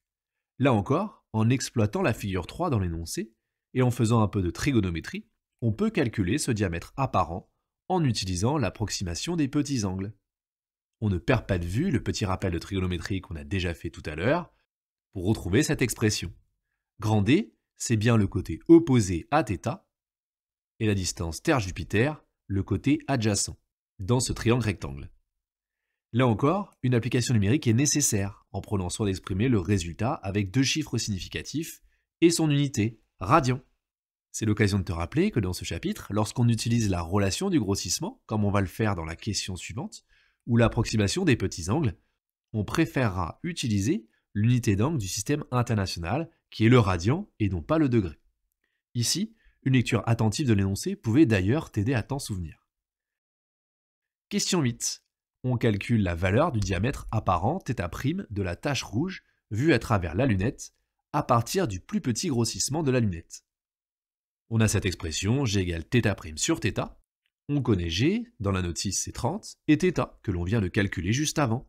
On utilise donc le produit en croix pour exprimer ce que l'on cherche, θ', en multipliant par θ, de chaque côté du signe égal, tout simplement. Puis on passe à l'application numérique, et on termine en exprimant le résultat de ce diamètre apparent avec la bonne unité, en radian, comme on l'a bien rappelé tout à l'heure. Question 9. En préambule, on nous dit qu'un œil humain ne peut pas distinguer 2 points si l'angle apparent θ' entre les 2 points est inférieur à 2,9 fois 10 exposant moins 4 radians. Et on demande de déterminer si l'élève pourra voir la grande tache rouge avec cette lunette au plus petit grossissement. Une question assez simple qui a pour objectif d'interpréter le résultat obtenu à la question précédente. Il suffisait simplement de reprendre les formulations de l'énoncé pour rédiger une réponse claire. Et ça permettait d'en déduire que l'élève pourra voir la grande tache rouge avec cette lunette au plus petit grossissement, car le diamètre apparent, calculé à la question précédente, est supérieur à cette valeur limite. On va maintenant pouvoir conclure notre travail avec la question 10. Citer un phénomène optique susceptible de dégrader la visibilité de la grande tache rouge. Il fallait ici penser à la diffraction, un thème important du programme de terminale d'ailleurs. La diffraction, c'est un phénomène optique susceptible de dégrader la visibilité de la tache rouge. La diffraction elle est possible dans le cas de la lunette astronomique, car l'objectif agit comme un obstacle pour la lumière. L'image d'un point lumineux est étalée sur une tache ronde entourée d'anneaux. Bravo! Tu viens de réviser des notions clés sur ce chapitre de la lunette astronomique qui tombe très souvent aux écrits du bac et lors des épreuves expérimentales. Continue comme ça, et je te souhaite toute la réussite que tu mérites pour la suite. Dans cette vidéo, tu vas pouvoir réviser les ondes sonores. On va parler d'intensité et de niveau d'intensité sonore. Je te propose pour ça de corriger ensemble cet exercice tombé au bac l'année dernière en t'expliquant bien les différentes connaissances du cours et les méthodes à maîtriser. Tu retrouveras si besoin le sujet à télécharger en description et je te laisse le soin de mettre d'abord la vidéo en pause pour essayer de le faire seul. J'ai là encore volontairement choisi un exercice très classique qui étudie les réglages d'une sono. Le bruit de la musique va s'ajouter à celui du tracteur sur lequel il se trouve et le DJ craint de dépasser le niveau sonore maximal autorisé. L'exercice est composé de 2 parties indépendantes. On commence tout de suite avec la première question, qui fait appel à une connaissance fondamentale de ce chapitre. Connaître la relation liant l'intensité sonore, qui est notée I1, et le niveau d'intensité sonore, qui est noté L1. Tu dois bien savoir que l'intensité sonore correspond à l'énergie transportée par l'onde, par unité de surface et par unité de temps, et elle s'exprime en watts par mètre carré. L'unité te sera rappelée dans les énoncés, elle n'est pas à retenir. Il s'agit donc d'une puissance par mètre carré. En pratique, on utilise plutôt le niveau d'intensité sonore, symbolisé par un L majuscule, qui s'exprime en décibels et dont l'échelle est plus simple à interpréter. Grand L est égal à 10 fois log de I sur I0, avec I0, le seuil d'audibilité fixé, sa valeur et son unité ne sont pas à retenir, et te seront rappelés comme ici. C'est à partir de cette relation que l'on va pouvoir exprimer I1, ce que l'on recherche, en fonction de L1. Pour ça, il faut que tu saches la manipuler pour isoler I1. On va le faire ici tranquillement ensemble. Je commence par diviser par 10 chaque membre. À cette étape, pour pouvoir extraire ce qu'il y a dans la parenthèse, il faut utiliser une propriété de la fonction logarithme décimal et de sa fonction réciproque, qu'il faut donc bien connaître. Ce qui revient finalement à écrire en exposant de 10 chaque membre de l'égalité. Il ne reste plus qu'à multiplier par I0 chaque membre pour isoler I1, ce que l'on cherche. Cette relation n'est pas à connaître par cœur. Par contre, il faut savoir la redémontrer à partir de celle-ci, comme on vient de le faire. Maintenant que l'on a exprimé l'intensité sonore en fonction de L1, on va pouvoir la calculer en réalisant une application numérique simple, puisque toutes les grandeurs sont exprimées dans l'énoncé dans les unités du système international. Aucune conversion n'est nécessaire. Et on retrouve bien la valeur à vérifier donnée dans l'énoncé. Question 3. En déduire le niveau d'intensité sonore total. Cette question est l'occasion de te rappeler un autre point important de ce chapitre. Lorsque plusieurs sources, côte à côte, émettent des ondes sonores, l'intensité sonore résultante correspond à la somme des intensités sonores de toutes les sources. Autrement dit, dans la situation étudiée, l'intensité totale est égale à I1, l'intensité de la sono, plus I2, l'intensité du tracteur. Là encore, je t'encourage à bien prendre le temps de lire les énoncés qui te guidaient. On détermine donc la valeur en réalisant l'application numérique et en conservant bien 3 chiffres significatifs pour exprimer le résultat, sans oublier l'unité évidemment. Maintenant que l'on connaît l'intensité sonore totale, on va pouvoir en déduire le niveau d'intensité sonore correspondant. Il faut là aussi, à nouveau, utiliser la relation permettant de calculer L à partir de I, qui est donc à bien connaître. Puis réaliser l'application numérique, là encore en exprimant bien le résultat avec 3 chiffres significatifs et avec l'unité d'un niveau d'intensité sonore. C'est bien une grandeur qui s'exprime en décibels. Tu pouvais éventuellement retrouver cette unité dans l'énoncé ici, si toutefois tu avais un trou de mémoire. Il faut garder en tête que l'exposition à des ondes sonores peut comporter des risques pour notre santé. Elle peut provoquer une perte d'audition temporaire ou durable. La question 4 nous amène à y réfléchir. Il est demandé d'indiquer si le DJ a besoin de faire de nouveaux réglages pour la sono. Le niveau d'intensité sonore total de 100 décibels que l'on vient de calculer ne dépasse pas le niveau d'intensité sonore maximal autorisé fixé à 102 décibels, indiqué ici dans l'énoncé, valeur qu'il fallait bien repérer pour pouvoir l'exploiter. Il n'a donc pas besoin de faire de nouveaux réglages pour cette fête de la musique. On poursuit avec les 2 dernières questions qui amènent le candidat à réfléchir sur la notion d'atténuation. Autre partie importante traitée dans le chapitre sur les ondes sonores, et finalement assez intuitive. Le niveau d'intensité sonore est dépendant de la distance à la source. Plus on s'éloigne, moins le niveau sonore est intense. On parle d'atténuation géométrique. Donc, comme c'est demandé dans la question, un spectateur situé sur le trottoir à 10 mètres de la source perçoit un niveau sonore inférieur à L total. Mais il diminue également lorsqu'un obstacle se trouve entre la source et le récepteur. On parle cette fois d'atténuation par absorption. Donc pour un habitant situé derrière une fenêtre fermée, il perçoit également un niveau sonore inférieur. Tout simplement. On termine ainsi la première partie, qui est très classique, de cet exercice du bac. On peut passer à la partie B. Un peu plus originale. On nous dit ici que le DJ diffuse un solo de trompette. Un spectateur enregistre une note de ce solo lorsque le char s'arrête devant lui. Donc le moteur du tracteur est à l'arrêt. Il obtient après traitement l'enregistrement proposé que l'on va devoir exploiter pour déterminer dans un premier temps la fréquence du signal, en réexpliquant bien la méthode à suivre. C'est un savoir-faire présenté et travaillé depuis la classe de seconde.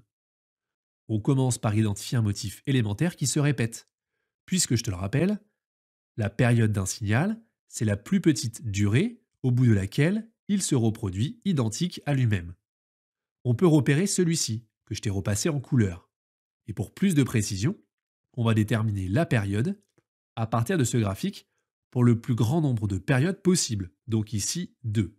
J'ai fait le choix ici de conserver 3 chiffres significatifs.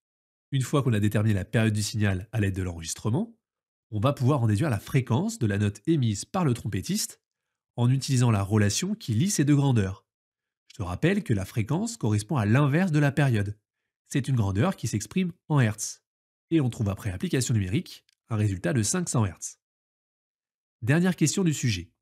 Le DJ s'intéresse à la sensibilité de l'oreille humaine normale et on nous rappelle dans le sujet que la sensation sonore dépend de la fréquence et du niveau d'intensité sonore.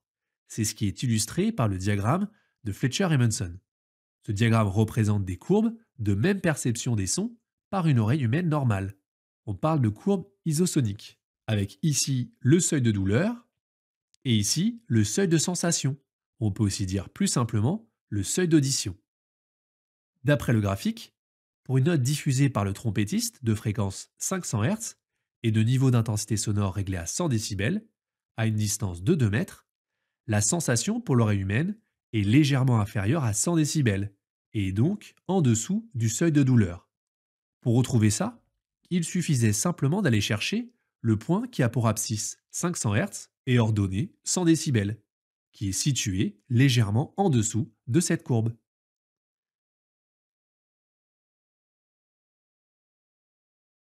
Dans cette vidéo, tu vas pouvoir réviser les méthodes importantes du cours à maîtriser sur le circuit RC et la charge d'un condensateur. Je te propose de t'expliquer pas à pas la correction d'un exercice tombé au bac l'année dernière pour bien te montrer ce que tu dois savoir faire. J'ai choisi volontairement un exercice très classique dans lequel on va établir l'équation différentielle, vérifier la forme d'une solution et déterminer tôt le temps caractéristique d'un dipôle RC. Comme d'habitude, tu retrouveras si besoin le sujet complet à télécharger en description et je te laisse le soin de mettre pause pour d'abord essayer de le faire seul. On rentre tout de suite dans le vif du sujet avec la question 1, dans laquelle il faut écrire une relation entre les tensions des différents dipôles du circuit. On te guide donc ici vers la première étape pour établir l'équation différentielle. Appliquer la loi des mailles dans le circuit étudié pour relier ces trois tensions, en prenant soin d'utiliser les notations de l'énoncé. Pour utiliser la loi des mailles, on commence par choisir un sens d'orientation, que je te représente ici en bleu. Peu importe le sens choisi. Ensuite, on écrit que la somme des tensions dans la maille est égale à 0. On fait le tour et on affecte un signe plus pour les tensions fléchées dans le même sens et un signe moins pour celles fléchées dans le sens contraire, tout simplement. On retrouve alors UR plus UC est égal à UG. C'est le point de départ pour établir l'équation différentielle, qu'on soit dans le cas de la charge ou de la décharge du condensateur. Ici, je vais prendre soin de l'écrire directement dans ce sens, avec UG à droite, puisque je vois qu'il est placé à droite dans l'équation différentielle, que l'on va chercher à établir dans la question 2. Pense à t'aider de cette forme de l'équation différentielle qui t'est donnée, elle est là pour ça. Ça peut te permettre de te rappeler qu'on va chercher à exprimer UR en fonction d'autres grandeurs, comme on voit qu'il n'est pas dans l'expression de l'équation différentielle. Pour ça, on va utiliser la loi d'Ohm. UR, la tension aux bornes de la résistance, est égale à R fois I. Ensuite, on va relier l'intensité du courant à la tension aux bornes du condensateur en utilisant deux autres relations qu'il faut bien connaître. Celle qui lie la charge aux bornes du condensateur, sa capacité C et sa tension. Q égale C fois UC. Puis on utilise aussi la définition de l'intensité, qui est égale à la dérivée de la charge par rapport au temps, I égale dQ sur dt. Et avec ces deux relations, on remplace l'expression de Q, ici, qu'on dérive. On peut alors extraire C, qui est une constante, et on retrouve I égale C fois d de UC sur dt, l'intensité en fonction de la dérivée de la tension aux bornes du condensateur. Pour finir, je remplace UR dans la relation établie avec la loi des mailles, pour en déduire l'équation différentielle recherchée. D'abord UR par R fois I, puis I par C dUC sur dt. On a bien ici établi une équation différentielle liant la tension aux bornes du condensateur à sa dérivée. On a pour habitude d'exprimer cette équation différentielle avec le coefficient 1 devant la dérivée, comme dans l'expression proposée dans l'énoncé. C'est pour ça qu'ici, on va diviser chaque membre par RC. Puis je réécris avec les notations de l'énoncé et les grandeurs qui dépendent du temps, avec un petit t entre parenthèses. Et voilà. Avant de continuer, je te propose de te résumer la méthode pour bien maîtriser ce savoir-faire. Pour établir l'équation différentielle, dans le cas de la charge ou dans le cas de la décharge d'un condensateur, tu commences par utiliser la loi des mailles pour établir une relation entre les différentes tensions, puis la loi d'Ohm pour relier UR à l'intensité. Les expressions de la charge et de l'intensité vont te permettre de relier UR à la dérivée de UC, puis tu termines en remplaçant les expressions obtenues dans la loi des mailles pour établir l'équation différentielle. Le plus dur est fait, on peut continuer. N'hésite pas d'ailleurs à me dire en commentaire si tu apprécies ces formats un peu plus longs, avec des corrections complètes d'exercices et pas seulement des extraits.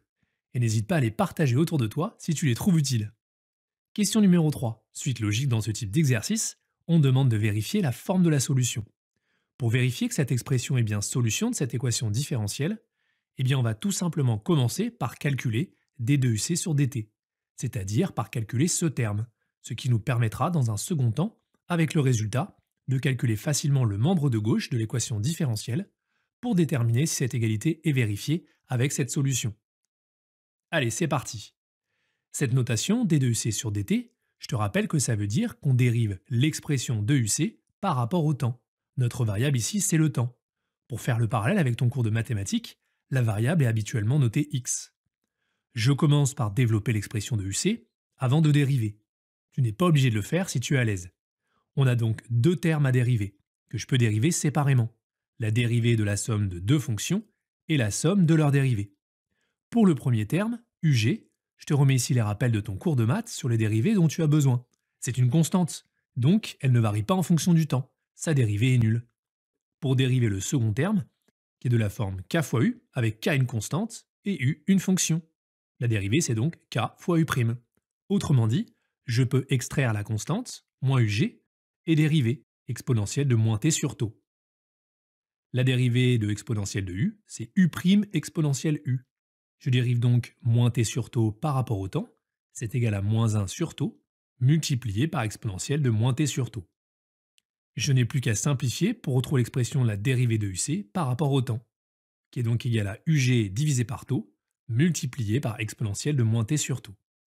Comme je te l'ai expliqué tout à l'heure, ce résultat va permettre de calculer le membre de gauche pour vérifier qu'il est bien égal à ug divisé par rc, et ainsi valider la forme de la solution proposée.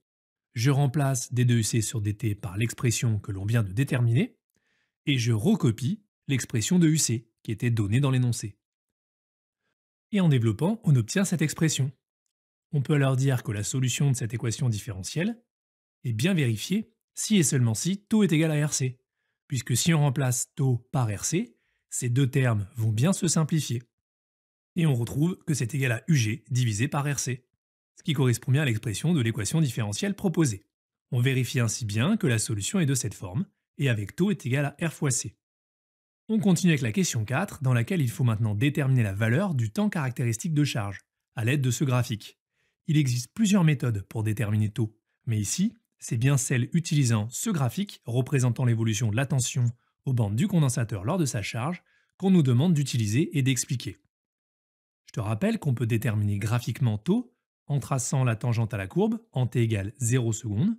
Cette tangente coupe l'asymptote UC est égal à UG en un point d'abscisse t égale tau, tout simplement. C'est une méthode assez simple à bien maîtriser, et pour les écrits du bac, et pour les épreuves expérimentales. On trouve tau égale 0,00009 secondes. Et on fait bien attention à lire l'unité sur l'axe des abscisses, qui peut parfois être différente. Je prends soin d'exprimer le résultat ici avec l'écriture scientifique. On termine avec la question 5 et 6, qui sont des applications numériques simples, dans lesquelles on veillera à l'homogénéité des unités et à bien conserver le bon nombre de chiffres significatifs. À partir de l'expression de tau, on exprime et on calcule C. C'est dans l'introduction de cet exercice qu'il fallait aller extraire la valeur de R, de la résistance, pour effectuer le calcul. 10 mégaohms, à convertir en ohms en multipliant par 10 puissance 6. On vérifie alors cette valeur déterminée à partir de mesures expérimentales avec les caractéristiques du condensateur, la surface de la plaque, la permittivité diélectrique du milieu et la distance entre les plaques. Et on est rassuré de conclure cet exercice avec des résultats cohérents.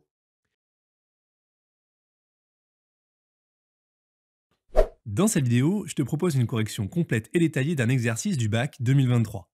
Tu vas pouvoir réviser le premier principe de la thermodynamique, et plus particulièrement la méthode pour établir une équation différentielle à partir de la loi phénoménologique de Newton.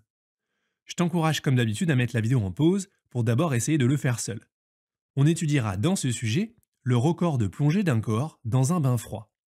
On attaque tout de suite avec la première question dans laquelle il est demandé de retrouver la valeur de la puissance dissipée par le métabolisme.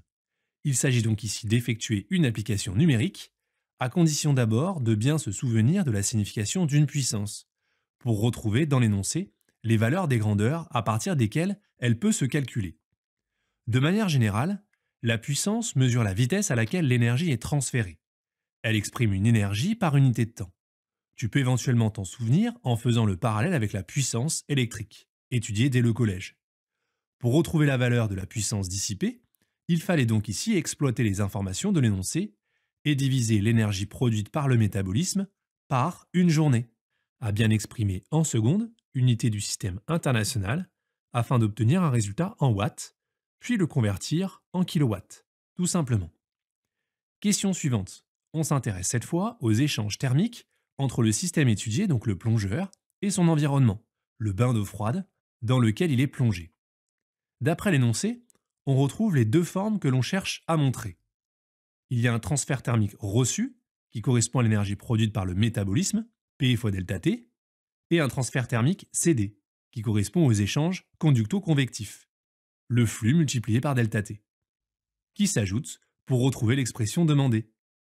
Pour finir de répondre à la question, on s'intéresse au signe du flux, qui est bien négatif, car le transfert thermique est cédé par le plongeur, au milieu extérieur. C'est l'occasion de te rappeler qu'un transfert thermique, qu'on appelle plus communément un transfert de chaleur, se fait toujours dans le sens de la source chaude vers la source froide. On arrive à la question 3, et à l'utilisation du premier principe de la thermodynamique. Le corps du plongeur est bien sûr considéré comme un système fermé et incompressible.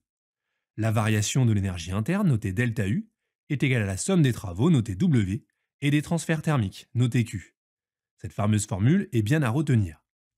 On peut également dire que le corps, qui est au repos dans le bain froid, n'échange pas d'énergie sous forme de travail, donc W est égal à 0. Ce qui permet d'en déduire que la variation de son énergie interne est égale à l'énergie échangée par transfert thermique, ΔU égale Q. On ne perd pas de vue l'objectif visé par cette question, qui nous amène à aller un peu plus loin ici, puisqu'on demande de relier ΔU à la masse du plongeur, sa capacité thermique massique et à la variation de sa température. On va pour ça devoir utiliser cette relation que j'ai pris soin de te surligner, puisqu'il fallait bien la connaître par cœur. La chaleur échangée que reçoit ou libère un corps lors d'un transfert thermique est égale à m fois c fois delta T. Delta T, c'est la variation de température causée par ce transfert thermique, qui peut être exprimée en Kelvin ou en degrés Celsius, comme ici, avec les températures symbolisées avec la lettre θ. On retrouve ainsi la relation entre ΔU et les grandeurs demandées. On peut continuer avec la question 4. Il va falloir maintenant montrer par le bilan d'énergie précédent que la température supposée uniforme du plongeur vérifie l'équation différentielle suivante. Un savoir-faire à bien maîtriser, qui revient dans de nombreux sujets sur ce chapitre. Comment établir l'équation différentielle vérifiée par la température? On va le faire doucement, étape par étape, et pour que tu saches le refaire. Le premier conseil que je peux te donner, c'est de prendre le temps et de t'aider des informations de l'énoncé. Tu seras toujours guidé pour le faire en classe de terminale. J'analyse donc bien ici ce que je cherche à montrer et là où je veux arriver. Et je vais partir des deux expressions de Q établies précédemment, car elles permettent justement de relier la puissance, que l'on va retrouver dans l'équation différentielle, et la variation de température. Je peux déjà commencer par simplifier l'expression avec une première étape, en divisant par delta T chaque membre. Ensuite, je remplace phi, le flux thermique, avec la loi phénoménologique de Newton, qui te sera toujours rappelée dans les sujets comme ici. Ça permet de faire apparaître petit h et s, des termes que l'on veut également retrouver dans l'équation différentielle. Je continue en divisant par m fois c de chaque côté, le faisant ainsi apparaître au dénominateur dans le membre de droite, que je peux réécrire comme ça, pour retrouver ce terme de l'équation différentielle. Point méthode important concernant la notation delta et petit d. On peut écrire que pour une durée suffisamment courte, pour delta t qui tend vers 0, alors la limite de delta θ sur delta t est égale à la dérivée de θ par rapport au temps. Donc je peux remplacer delta par petit d. On y est presque. Il ne reste plus qu'à poser taux est égal à mc divisé par h fois s. Et à passer θ intérieur divisé par taux dans le membre de gauche. Et voilà, on retrouve bien l'équation différentielle proposée. On va pouvoir terminer cet exercice avec d'abord une analyse dimensionnelle dans la question 5.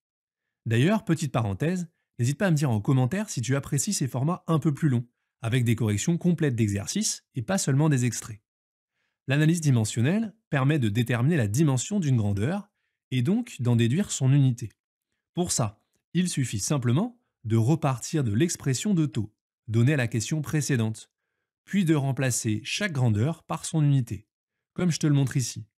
C'est finalement assez simple, en allant chercher dans les énoncés les unités. Ensuite, on simplifie ce que l'on peut simplifier, au numérateur, puis au dénominateur. pour retrouver que l'unité de taux correspond au rapport joule par watt. Et je ne perds pas de vue l'objectif de la question qui demande de montrer que cela correspond à des secondes. Un lien que l'on peut facilement retrouver en se souvenant de cette relation qui lie l'énergie en joules, la puissance en watts et la durée en secondes. Donc taux qui correspond au rapport d'une énergie en joules par une puissance en watts correspond à une durée en secondes. On enchaîne avec l'application numérique pour déterminer sa valeur, en veillant toujours bien à l'homogénéité des unités et en conservant deux chiffres significatifs pour exprimer le résultat. Les deux dernières questions, un peu plus difficiles, invitent le candidat à exploiter la solution de l'équation différentielle trouvée précédemment pour déterminer la durée avant d'atteindre l'hypothermie grave. Autrement dit, d'après l'énoncé, elle est atteinte en dessous de 30 degrés Celsius. C'est pour ça que je remplace, dans l'équation différentielle, ΔT par 30 degrés Celsius, et on va chercher à isoler Tmax pour déterminer sa valeur. Pour ça, j'applique la fonction logarithme népérien pour extraire ce qui est en exposant de l'exponentielle, et je termine en multipliant par moins 1,4 fois 10 exposant 3. Le résultat de t est bien exprimé en secondes, unité du système international, que je peux prendre soin de convertir en minutes en divisant par 60 pour l'interpréter plus facilement.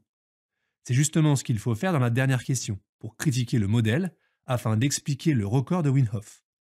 Son record est de 1h53 et 2 secondes, qui dépasse largement la durée maximale envisageable avant d'atteindre l'hypothermie grave, d'après ce modèle simplifié. Ce qui nous amène à le critiquer. On peut dire qu'en réalité, la température du plongeur n'est pas uniforme et le flux thermique lié au métabolisme n'est pas constant. Et voilà, cette correction détaillée est maintenant terminée. Dans cette vidéo, tu vas pouvoir réviser l'effet photoélectrique, les notions de puissance et de rendement. On va corriger pour ça cet exercice du bac en détail et en t'expliquant bien les différentes méthodes que tu dois maîtriser et les pièges à éviter. Cet exercice s'intéresse à un chargeur solaire, avec différentes caractéristiques sur le panneau photovoltaïque et des données que l'on va exploiter tranquillement dans les questions. N'hésite pas à mettre la vidéo en pause pour d'abord essayer de le faire seul, et tu retrouveras si besoin l'énoncé à télécharger en description. On commence tout de suite avec la première question. Décrire en quelques lignes le phénomène qui intervient dans la conversion d'énergie lumineuse en énergie électrique lors du fonctionnement du panneau photovoltaïque. Une question de cours qui permet de vérifier que le candidat connaît l'effet photoélectrique. Tu dois savoir qu'un panneau photovoltaïque comme celui-ci utilise l'effet photoélectrique pour convertir l'énergie lumineuse qu'il reçoit en énergie électrique. Pour être un peu plus précis, les photons, qui sont les particules de lumière, transfèrent leur énergie à des électrons du matériau qui constitue le panneau, un métal. Ici, c'est du silicium, d'après l'énoncé. Si cette énergie est suffisante, les électrons sont arrachés et mis en mouvement, générant ainsi un courant électrique. C'est ça qu'on appelle l'effet photoélectrique. Ensuite, dans la question 2, il fallait calculer la fréquence seuil et la longueur d'onde associée d'un photon pour extraire un électron. Évidemment, pour répondre à cette question, tu dois te souvenir de ce qu'on appelle la fréquence seuil. Comme on vient de le rappeler, lorsqu'un photon entre en collision avec un électron présent dans un métal, il lui transmet son énergie. Si et seulement si cette énergie est suffisamment grande, alors l'électron est éjecté du cortège électronique de l'atome. Eh bien la fréquence seuil, notée ici Fs, est tout simplement la fréquence minimale du rayonnement incident permettant d'extraire un électron. D'ailleurs, en prenant le temps d'exploiter l'énoncé, cette phrase pouvait te guider. Le travail d'extraction nécessaire pour qu'un photon puisse extraire un électron est donné par cette relation. Delta E égale H fois Fs est égal à 1,12 électronvolts. Petit h, c'est la constante de Planck, qui te sera évidemment toujours donnée. Il s'agit donc finalement ici d'une simple manipulation de formule. On peut en déduire l'expression de la fréquence seuil en divisant par petit h de chaque côté du signe égal. Et on peut passer tranquillement à l'application numérique. Mais attention à ne pas te faire piéger par l'homogénéité des unités. Comme je te le rappelle très souvent, il faut bien contrôler l'homogénéité des unités lors d'un calcul. Et sois particulièrement vigilant lorsque tu travailles avec des énergies des photons. Pourquoi? Eh bien tout simplement parce que les énergies des photons sont souvent exprimées en électronvolts. C'est une unité qui est plus adaptée dans ce cas. Il fallait donc convertir ici en joules en multipliant par 1,60 fois 10 exposant moins 19. Si ça peut te rassurer, cette conversion d'unité entre joules et électronvolts te sera toujours rappelée dans les énoncés des exercices du bac lorsque tu en auras besoin. Petite astuce pour t'aider à te souvenir qu'une conversion est nécessaire. Et là, je vais me répéter. Contrôle l'homogénéité des unités dans tes calculs. Tu retrouves bien ici, dans l'unité de la constante de Planck, joule. Donc, pour respecter l'homogénéité des unités dans ce calcul, une conversion est indispensable pour exprimer cette énergie. Et le résultat du calcul de cette fréquence est donné avec 3 chiffres significatifs et sans oublier son unité, une fréquence en Hertz. Attention, on n'a pas totalement terminé, puisqu'il y avait 2 questions en une ici. Il faut maintenant en déduire la longueur d'onde associée. Comme tu l'as vu dès la classe de première, la longueur d'onde lambda est la distance parcourue par l'onde ayant une célérité petit c pendant une période grand T. Et avec la relation t égale 1 sur f, la période est égale à l'inverse de la fréquence, on retrouve cette expression, lambda égale c sur f, que tu peux écrire directement d'ailleurs si tu t'en souviens. On l'applique ensuite à la situation étudiée pour calculer la longueur d'onde seuil, avec petit c la célérité de la lumière dans le vide, dont la valeur et l'unité sont rappelées dans l'énoncé ici. Et comme toujours, n'oublie pas d'indiquer l'unité du résultat. Une longueur d'onde s'exprime en mètres. Et nous voilà déjà arrivés à la question 3. Montrer que le rayonnement solaire convient pour le fonctionnement de ce panneau photovoltaïque. Évidemment, pour que le panneau photovoltaïque fonctionne, cela implique que l'effet photoélectrique doit se produire. Je commence par le rappeler. Et ça, comme la formulation de la question le suggère, on va pouvoir le montrer grâce au résultat que l'on vient d'obtenir. L'effet photoélectrique se produit à la longueur d'onde seuil calculée précédemment. Lambda S, 1,1 fois 10 exposant moins 6 mètres. Pour interpréter ce résultat, on va prendre soin de l'exprimer en nanomètres. Tu dois te souvenir que c'est un sous-multiple du mètre qui est souvent utilisé pour exprimer des longueurs d'onde. La longueur d'onde seuil est donc d'environ 1100 nanomètres. Il va maintenant falloir exploiter des données de ton cours pour pouvoir interpréter correctement ce résultat. Le rayonnement solaire, il contient la lumière visible, comprise environ entre 400 et 800 nanomètres, et une partie du proche infrarouge, dont fait partie lambda S. Les longueurs d'onde inférieures ou égales à lambda S, d'énergie suffisante donc, peuvent provoquer l'effet photoélectrique et permettent le fonctionnement de ce panneau photovoltaïque. Tu dois te souvenir que plus la longueur d'onde diminue, plus l'énergie augmente, et inversement. Si quelque chose n'est pas clair ou si tu as des questions, n'hésite pas à les poser en commentaire. Je prends régulièrement le temps d'y répondre. Pour finir cet exercice, on va s'intéresser aux notions de puissance et de rendement du panneau photovoltaïque. D'abord avec la question 4, dans laquelle on commence par nous donner un tableau qui indique l'évolution à intervalle de temps régulier, delta t égale 2,0 minutes, du pourcentage de charge de la batterie entre 50% et 60%. Et il est demandé d'estimer, en explicitant la démarche utilisée, la valeur de la durée nécessaire pour une charge complète, à partir d'une batterie totalement déchargée. Donc si on regarde ça d'un peu plus près, d'après les données du tableau, de 50% à 60% de charge, pour chaque delta t, la charge augmente de 2%. En supposant que la charge s'effectue à vitesse constante, et en utilisant la proportionnalité, on va pouvoir en déduire le nombre d'intervalles de temps delta t nécessaires pour passer de 0 à 100%, soit plus 100%.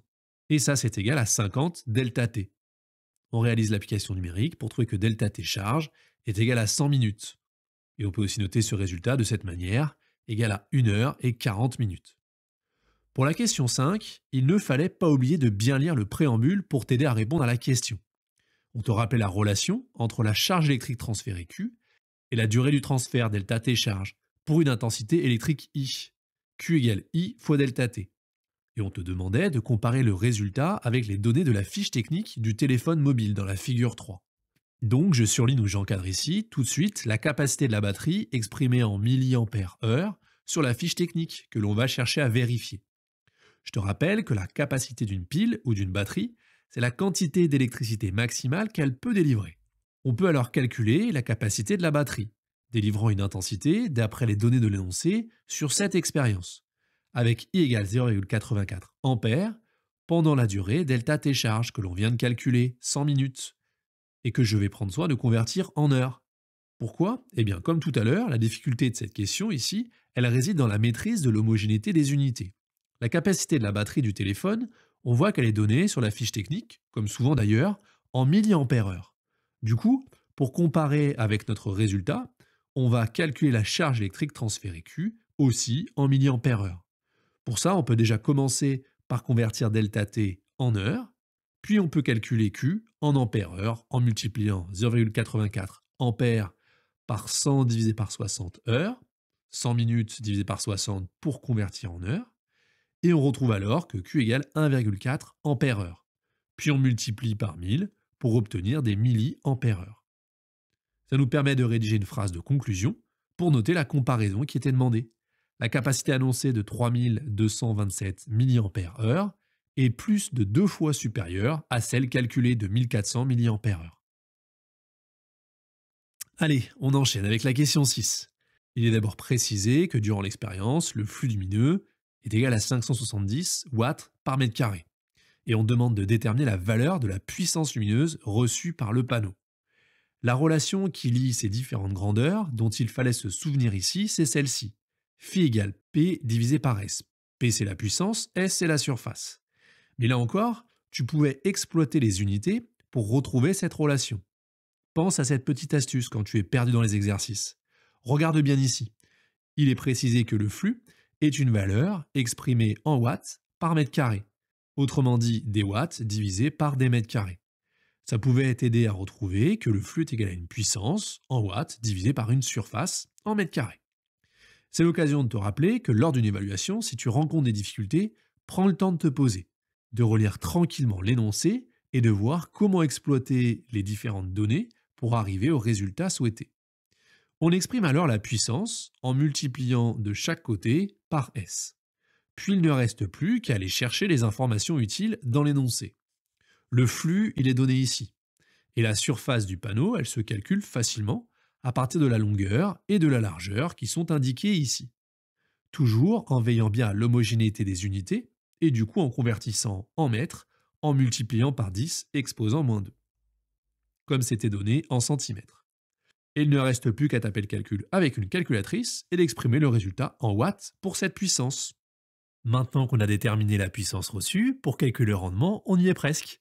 Il ne nous manque plus que la puissance utile. Et c'est exactement ce qu'on va faire dans la question 7.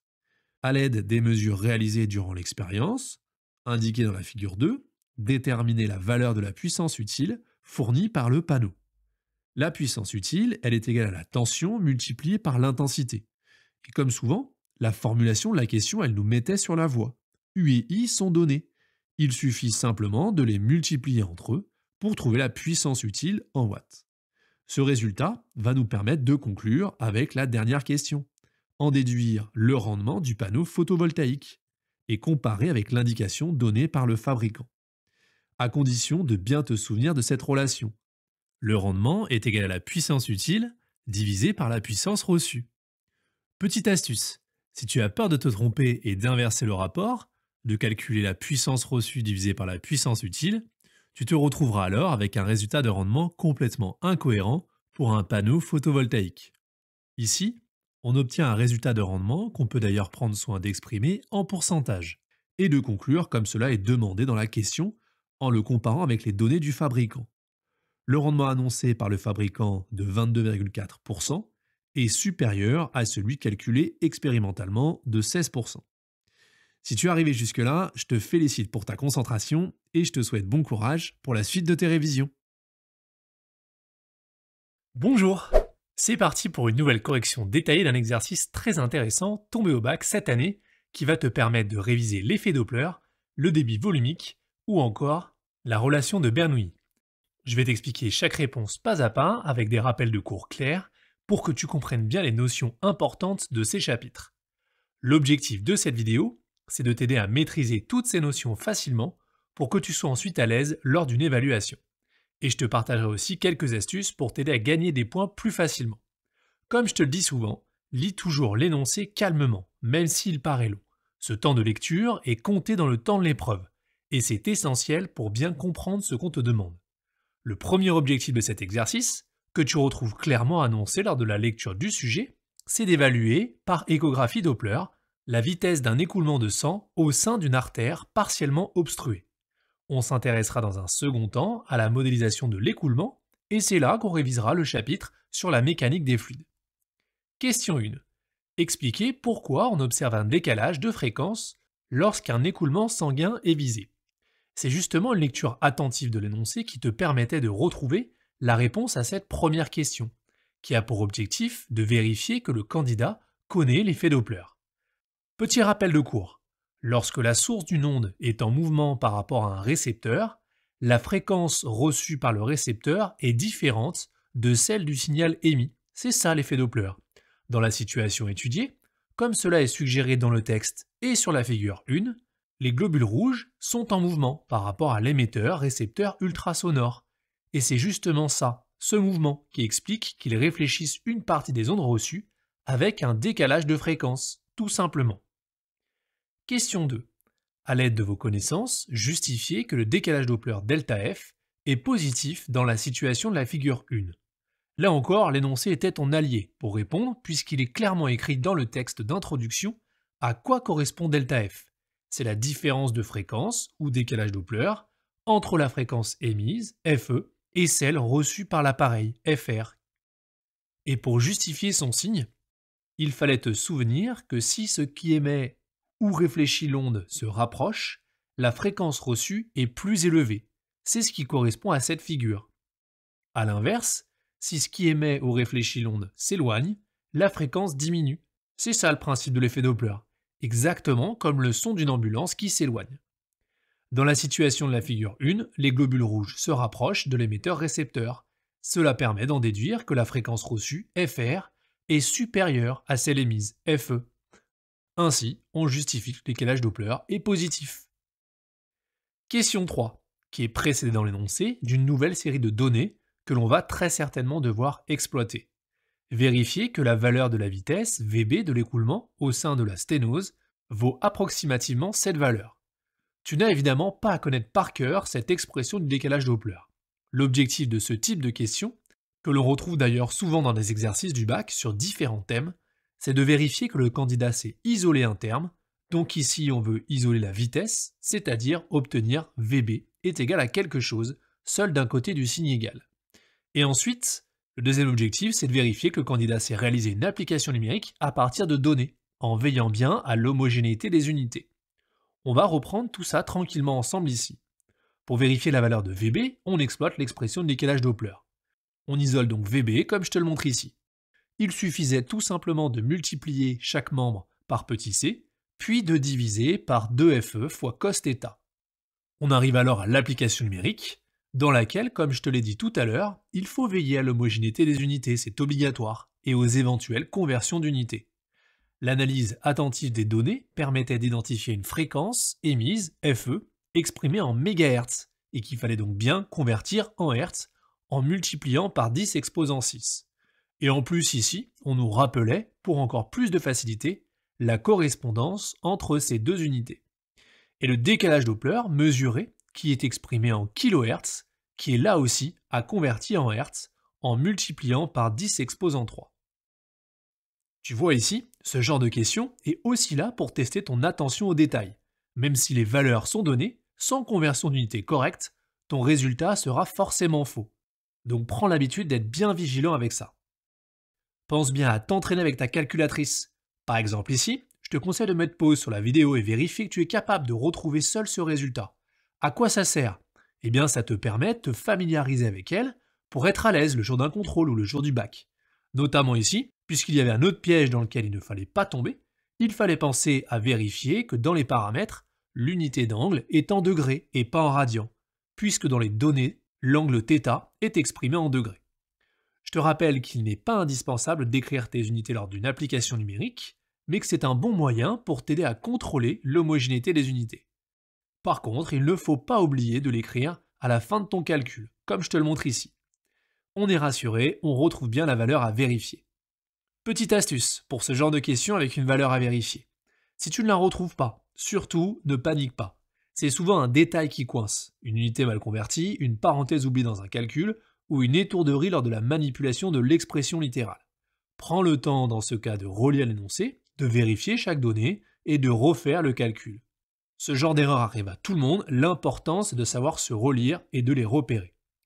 On termine ainsi la première partie de cet exercice sur l'effet Doppler. Et on va pouvoir commencer la deuxième pour réviser le débit volumique ou encore la relation de Bernoulli avec l'étude de la modélisation de l'écoulement du sang dans une artère sténosée. Question 4. À l'aide des données, calcule la vitesse VA de l'écoulement au point A.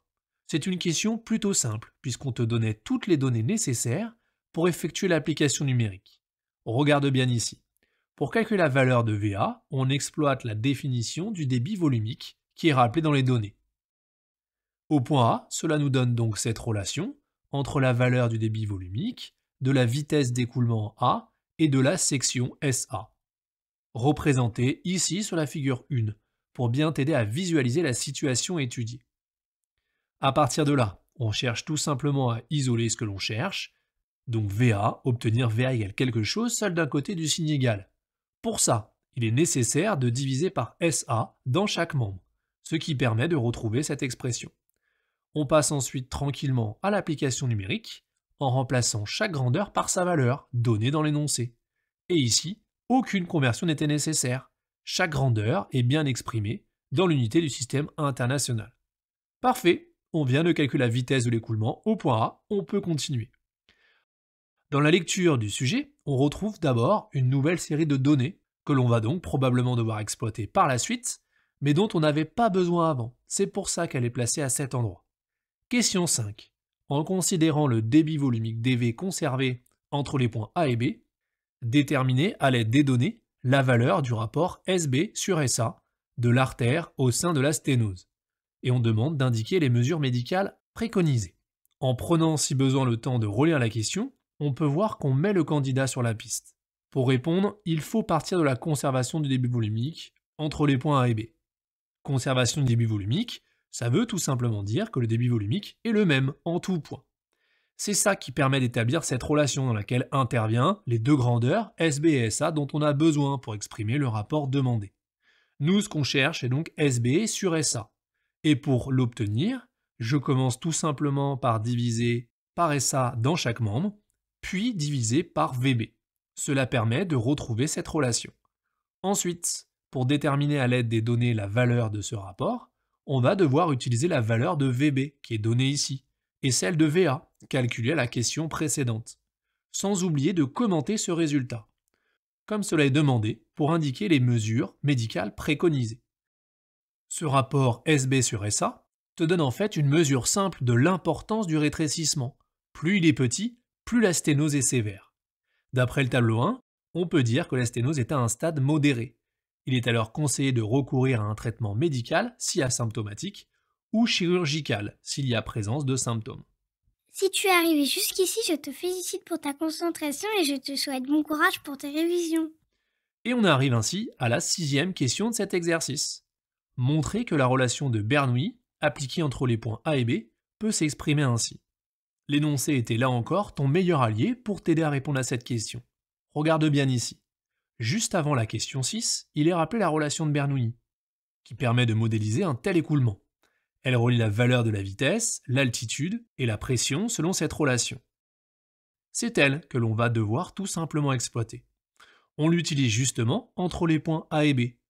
Pourquoi ? Parce qu'elle va nous permettre d'obtenir l'expression PA moins PB. C'est ce qu'on cherche. Pour simplifier tout ça, comme c'est d'ailleurs souvent le cas lorsque tu utilises la relation de Bernoulli dans des exercices de niveau terminal, il faut penser à identifier que les points A et B sont à la même altitude. ZA est égal à ZB. Il vient alors, en enlevant ρGZ dans chaque membre, cette relation. Et on ne perd pas de vue notre objectif, exprimer PA moins PB. Pour ça, je commence par soustraire PB dans chaque membre, de manière à obtenir cette différence dans le membre de gauche, puis je soustrais 1/2 de ρVA carré pour isoler PA moins PB, comme je te le montre ici. La dernière étape consiste tout simplement à factoriser par 1/2 de ρ, la masse volumique du fluide. Dans notre situation, cela correspond à la masse volumique du sang humain. Et là encore, on est rassuré. On retrouve bien l'expression demandée. Question 7. En s'appuyant sur l'expression littérale mais sans effectuer de calcul, précisez en justifiant votre raisonnement si la pression dans l'écoulement augmente ou diminue entre les points A et B. Ici, il est clairement précisé que l'on n'a pas besoin de faire de calcul.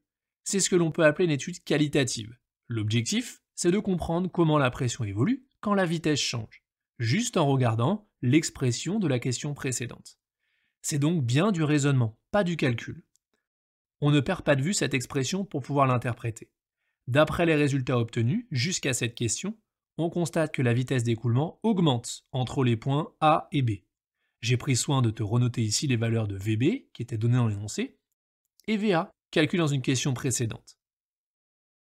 On a donc VB au carré moins VA au carré qui est positif, et forcément, le membre de gauche est aussi positif, donc PA moins PB est positif. En passant PB à droite de l'inégalité, on obtient donc bien que la pression au point A est supérieure à la pression au point B. Si on traduit cela par une phrase pour mieux interpréter cette inégalité, la pression diminue dans l'écoulement, entre les points A et B.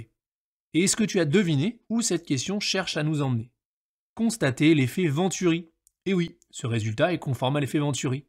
Je te rappelle que si l'écoulement d'un fluide subit un passage dans une conduite dont la section diminue, la vitesse du fluide augmente et la pression diminue. C'est exactement ce qu'il se passe ici. Ce phénomène est bien connu en mécanique des fluides. Quand un fluide passe dans une zone plus étroite, il accélère et la pression diminue. C'est comme quand tu pinces l'extrémité d'un tuyau d'arrosage, l'eau sort plus vite car tu réduis la section, donc la vitesse augmente. Et la pression diminue. Prêt pour la dernière question de cet exercice? Et si cela peut te rassurer, elle est plutôt facile. Question 8. À l'aide des données, calcule la valeur de la différence de pression PA moins PB. Il s'agit ici d'une application numérique simple dans laquelle il fallait cette fois vérifier le raisonnement de la question 7 par un calcul. Donc on va regarder ça de plus près, en remplaçant simplement dans cette expression les valeurs de VA et de VB, comme je te le montre ici, et celle de la masse volumique du sang humain qui était donnée. On obtient ce résultat, et on peut conclure cet exercice en le commentant, et en précisant qu'il est en accord avec celui de la question précédente. PA-PB est positif, donc PA est supérieur à PB. Félicitations pour ta concentration.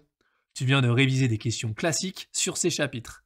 Pour continuer, je te propose de se retrouver dans cette playlist, et surtout, je te souhaite bon courage pour ton bac.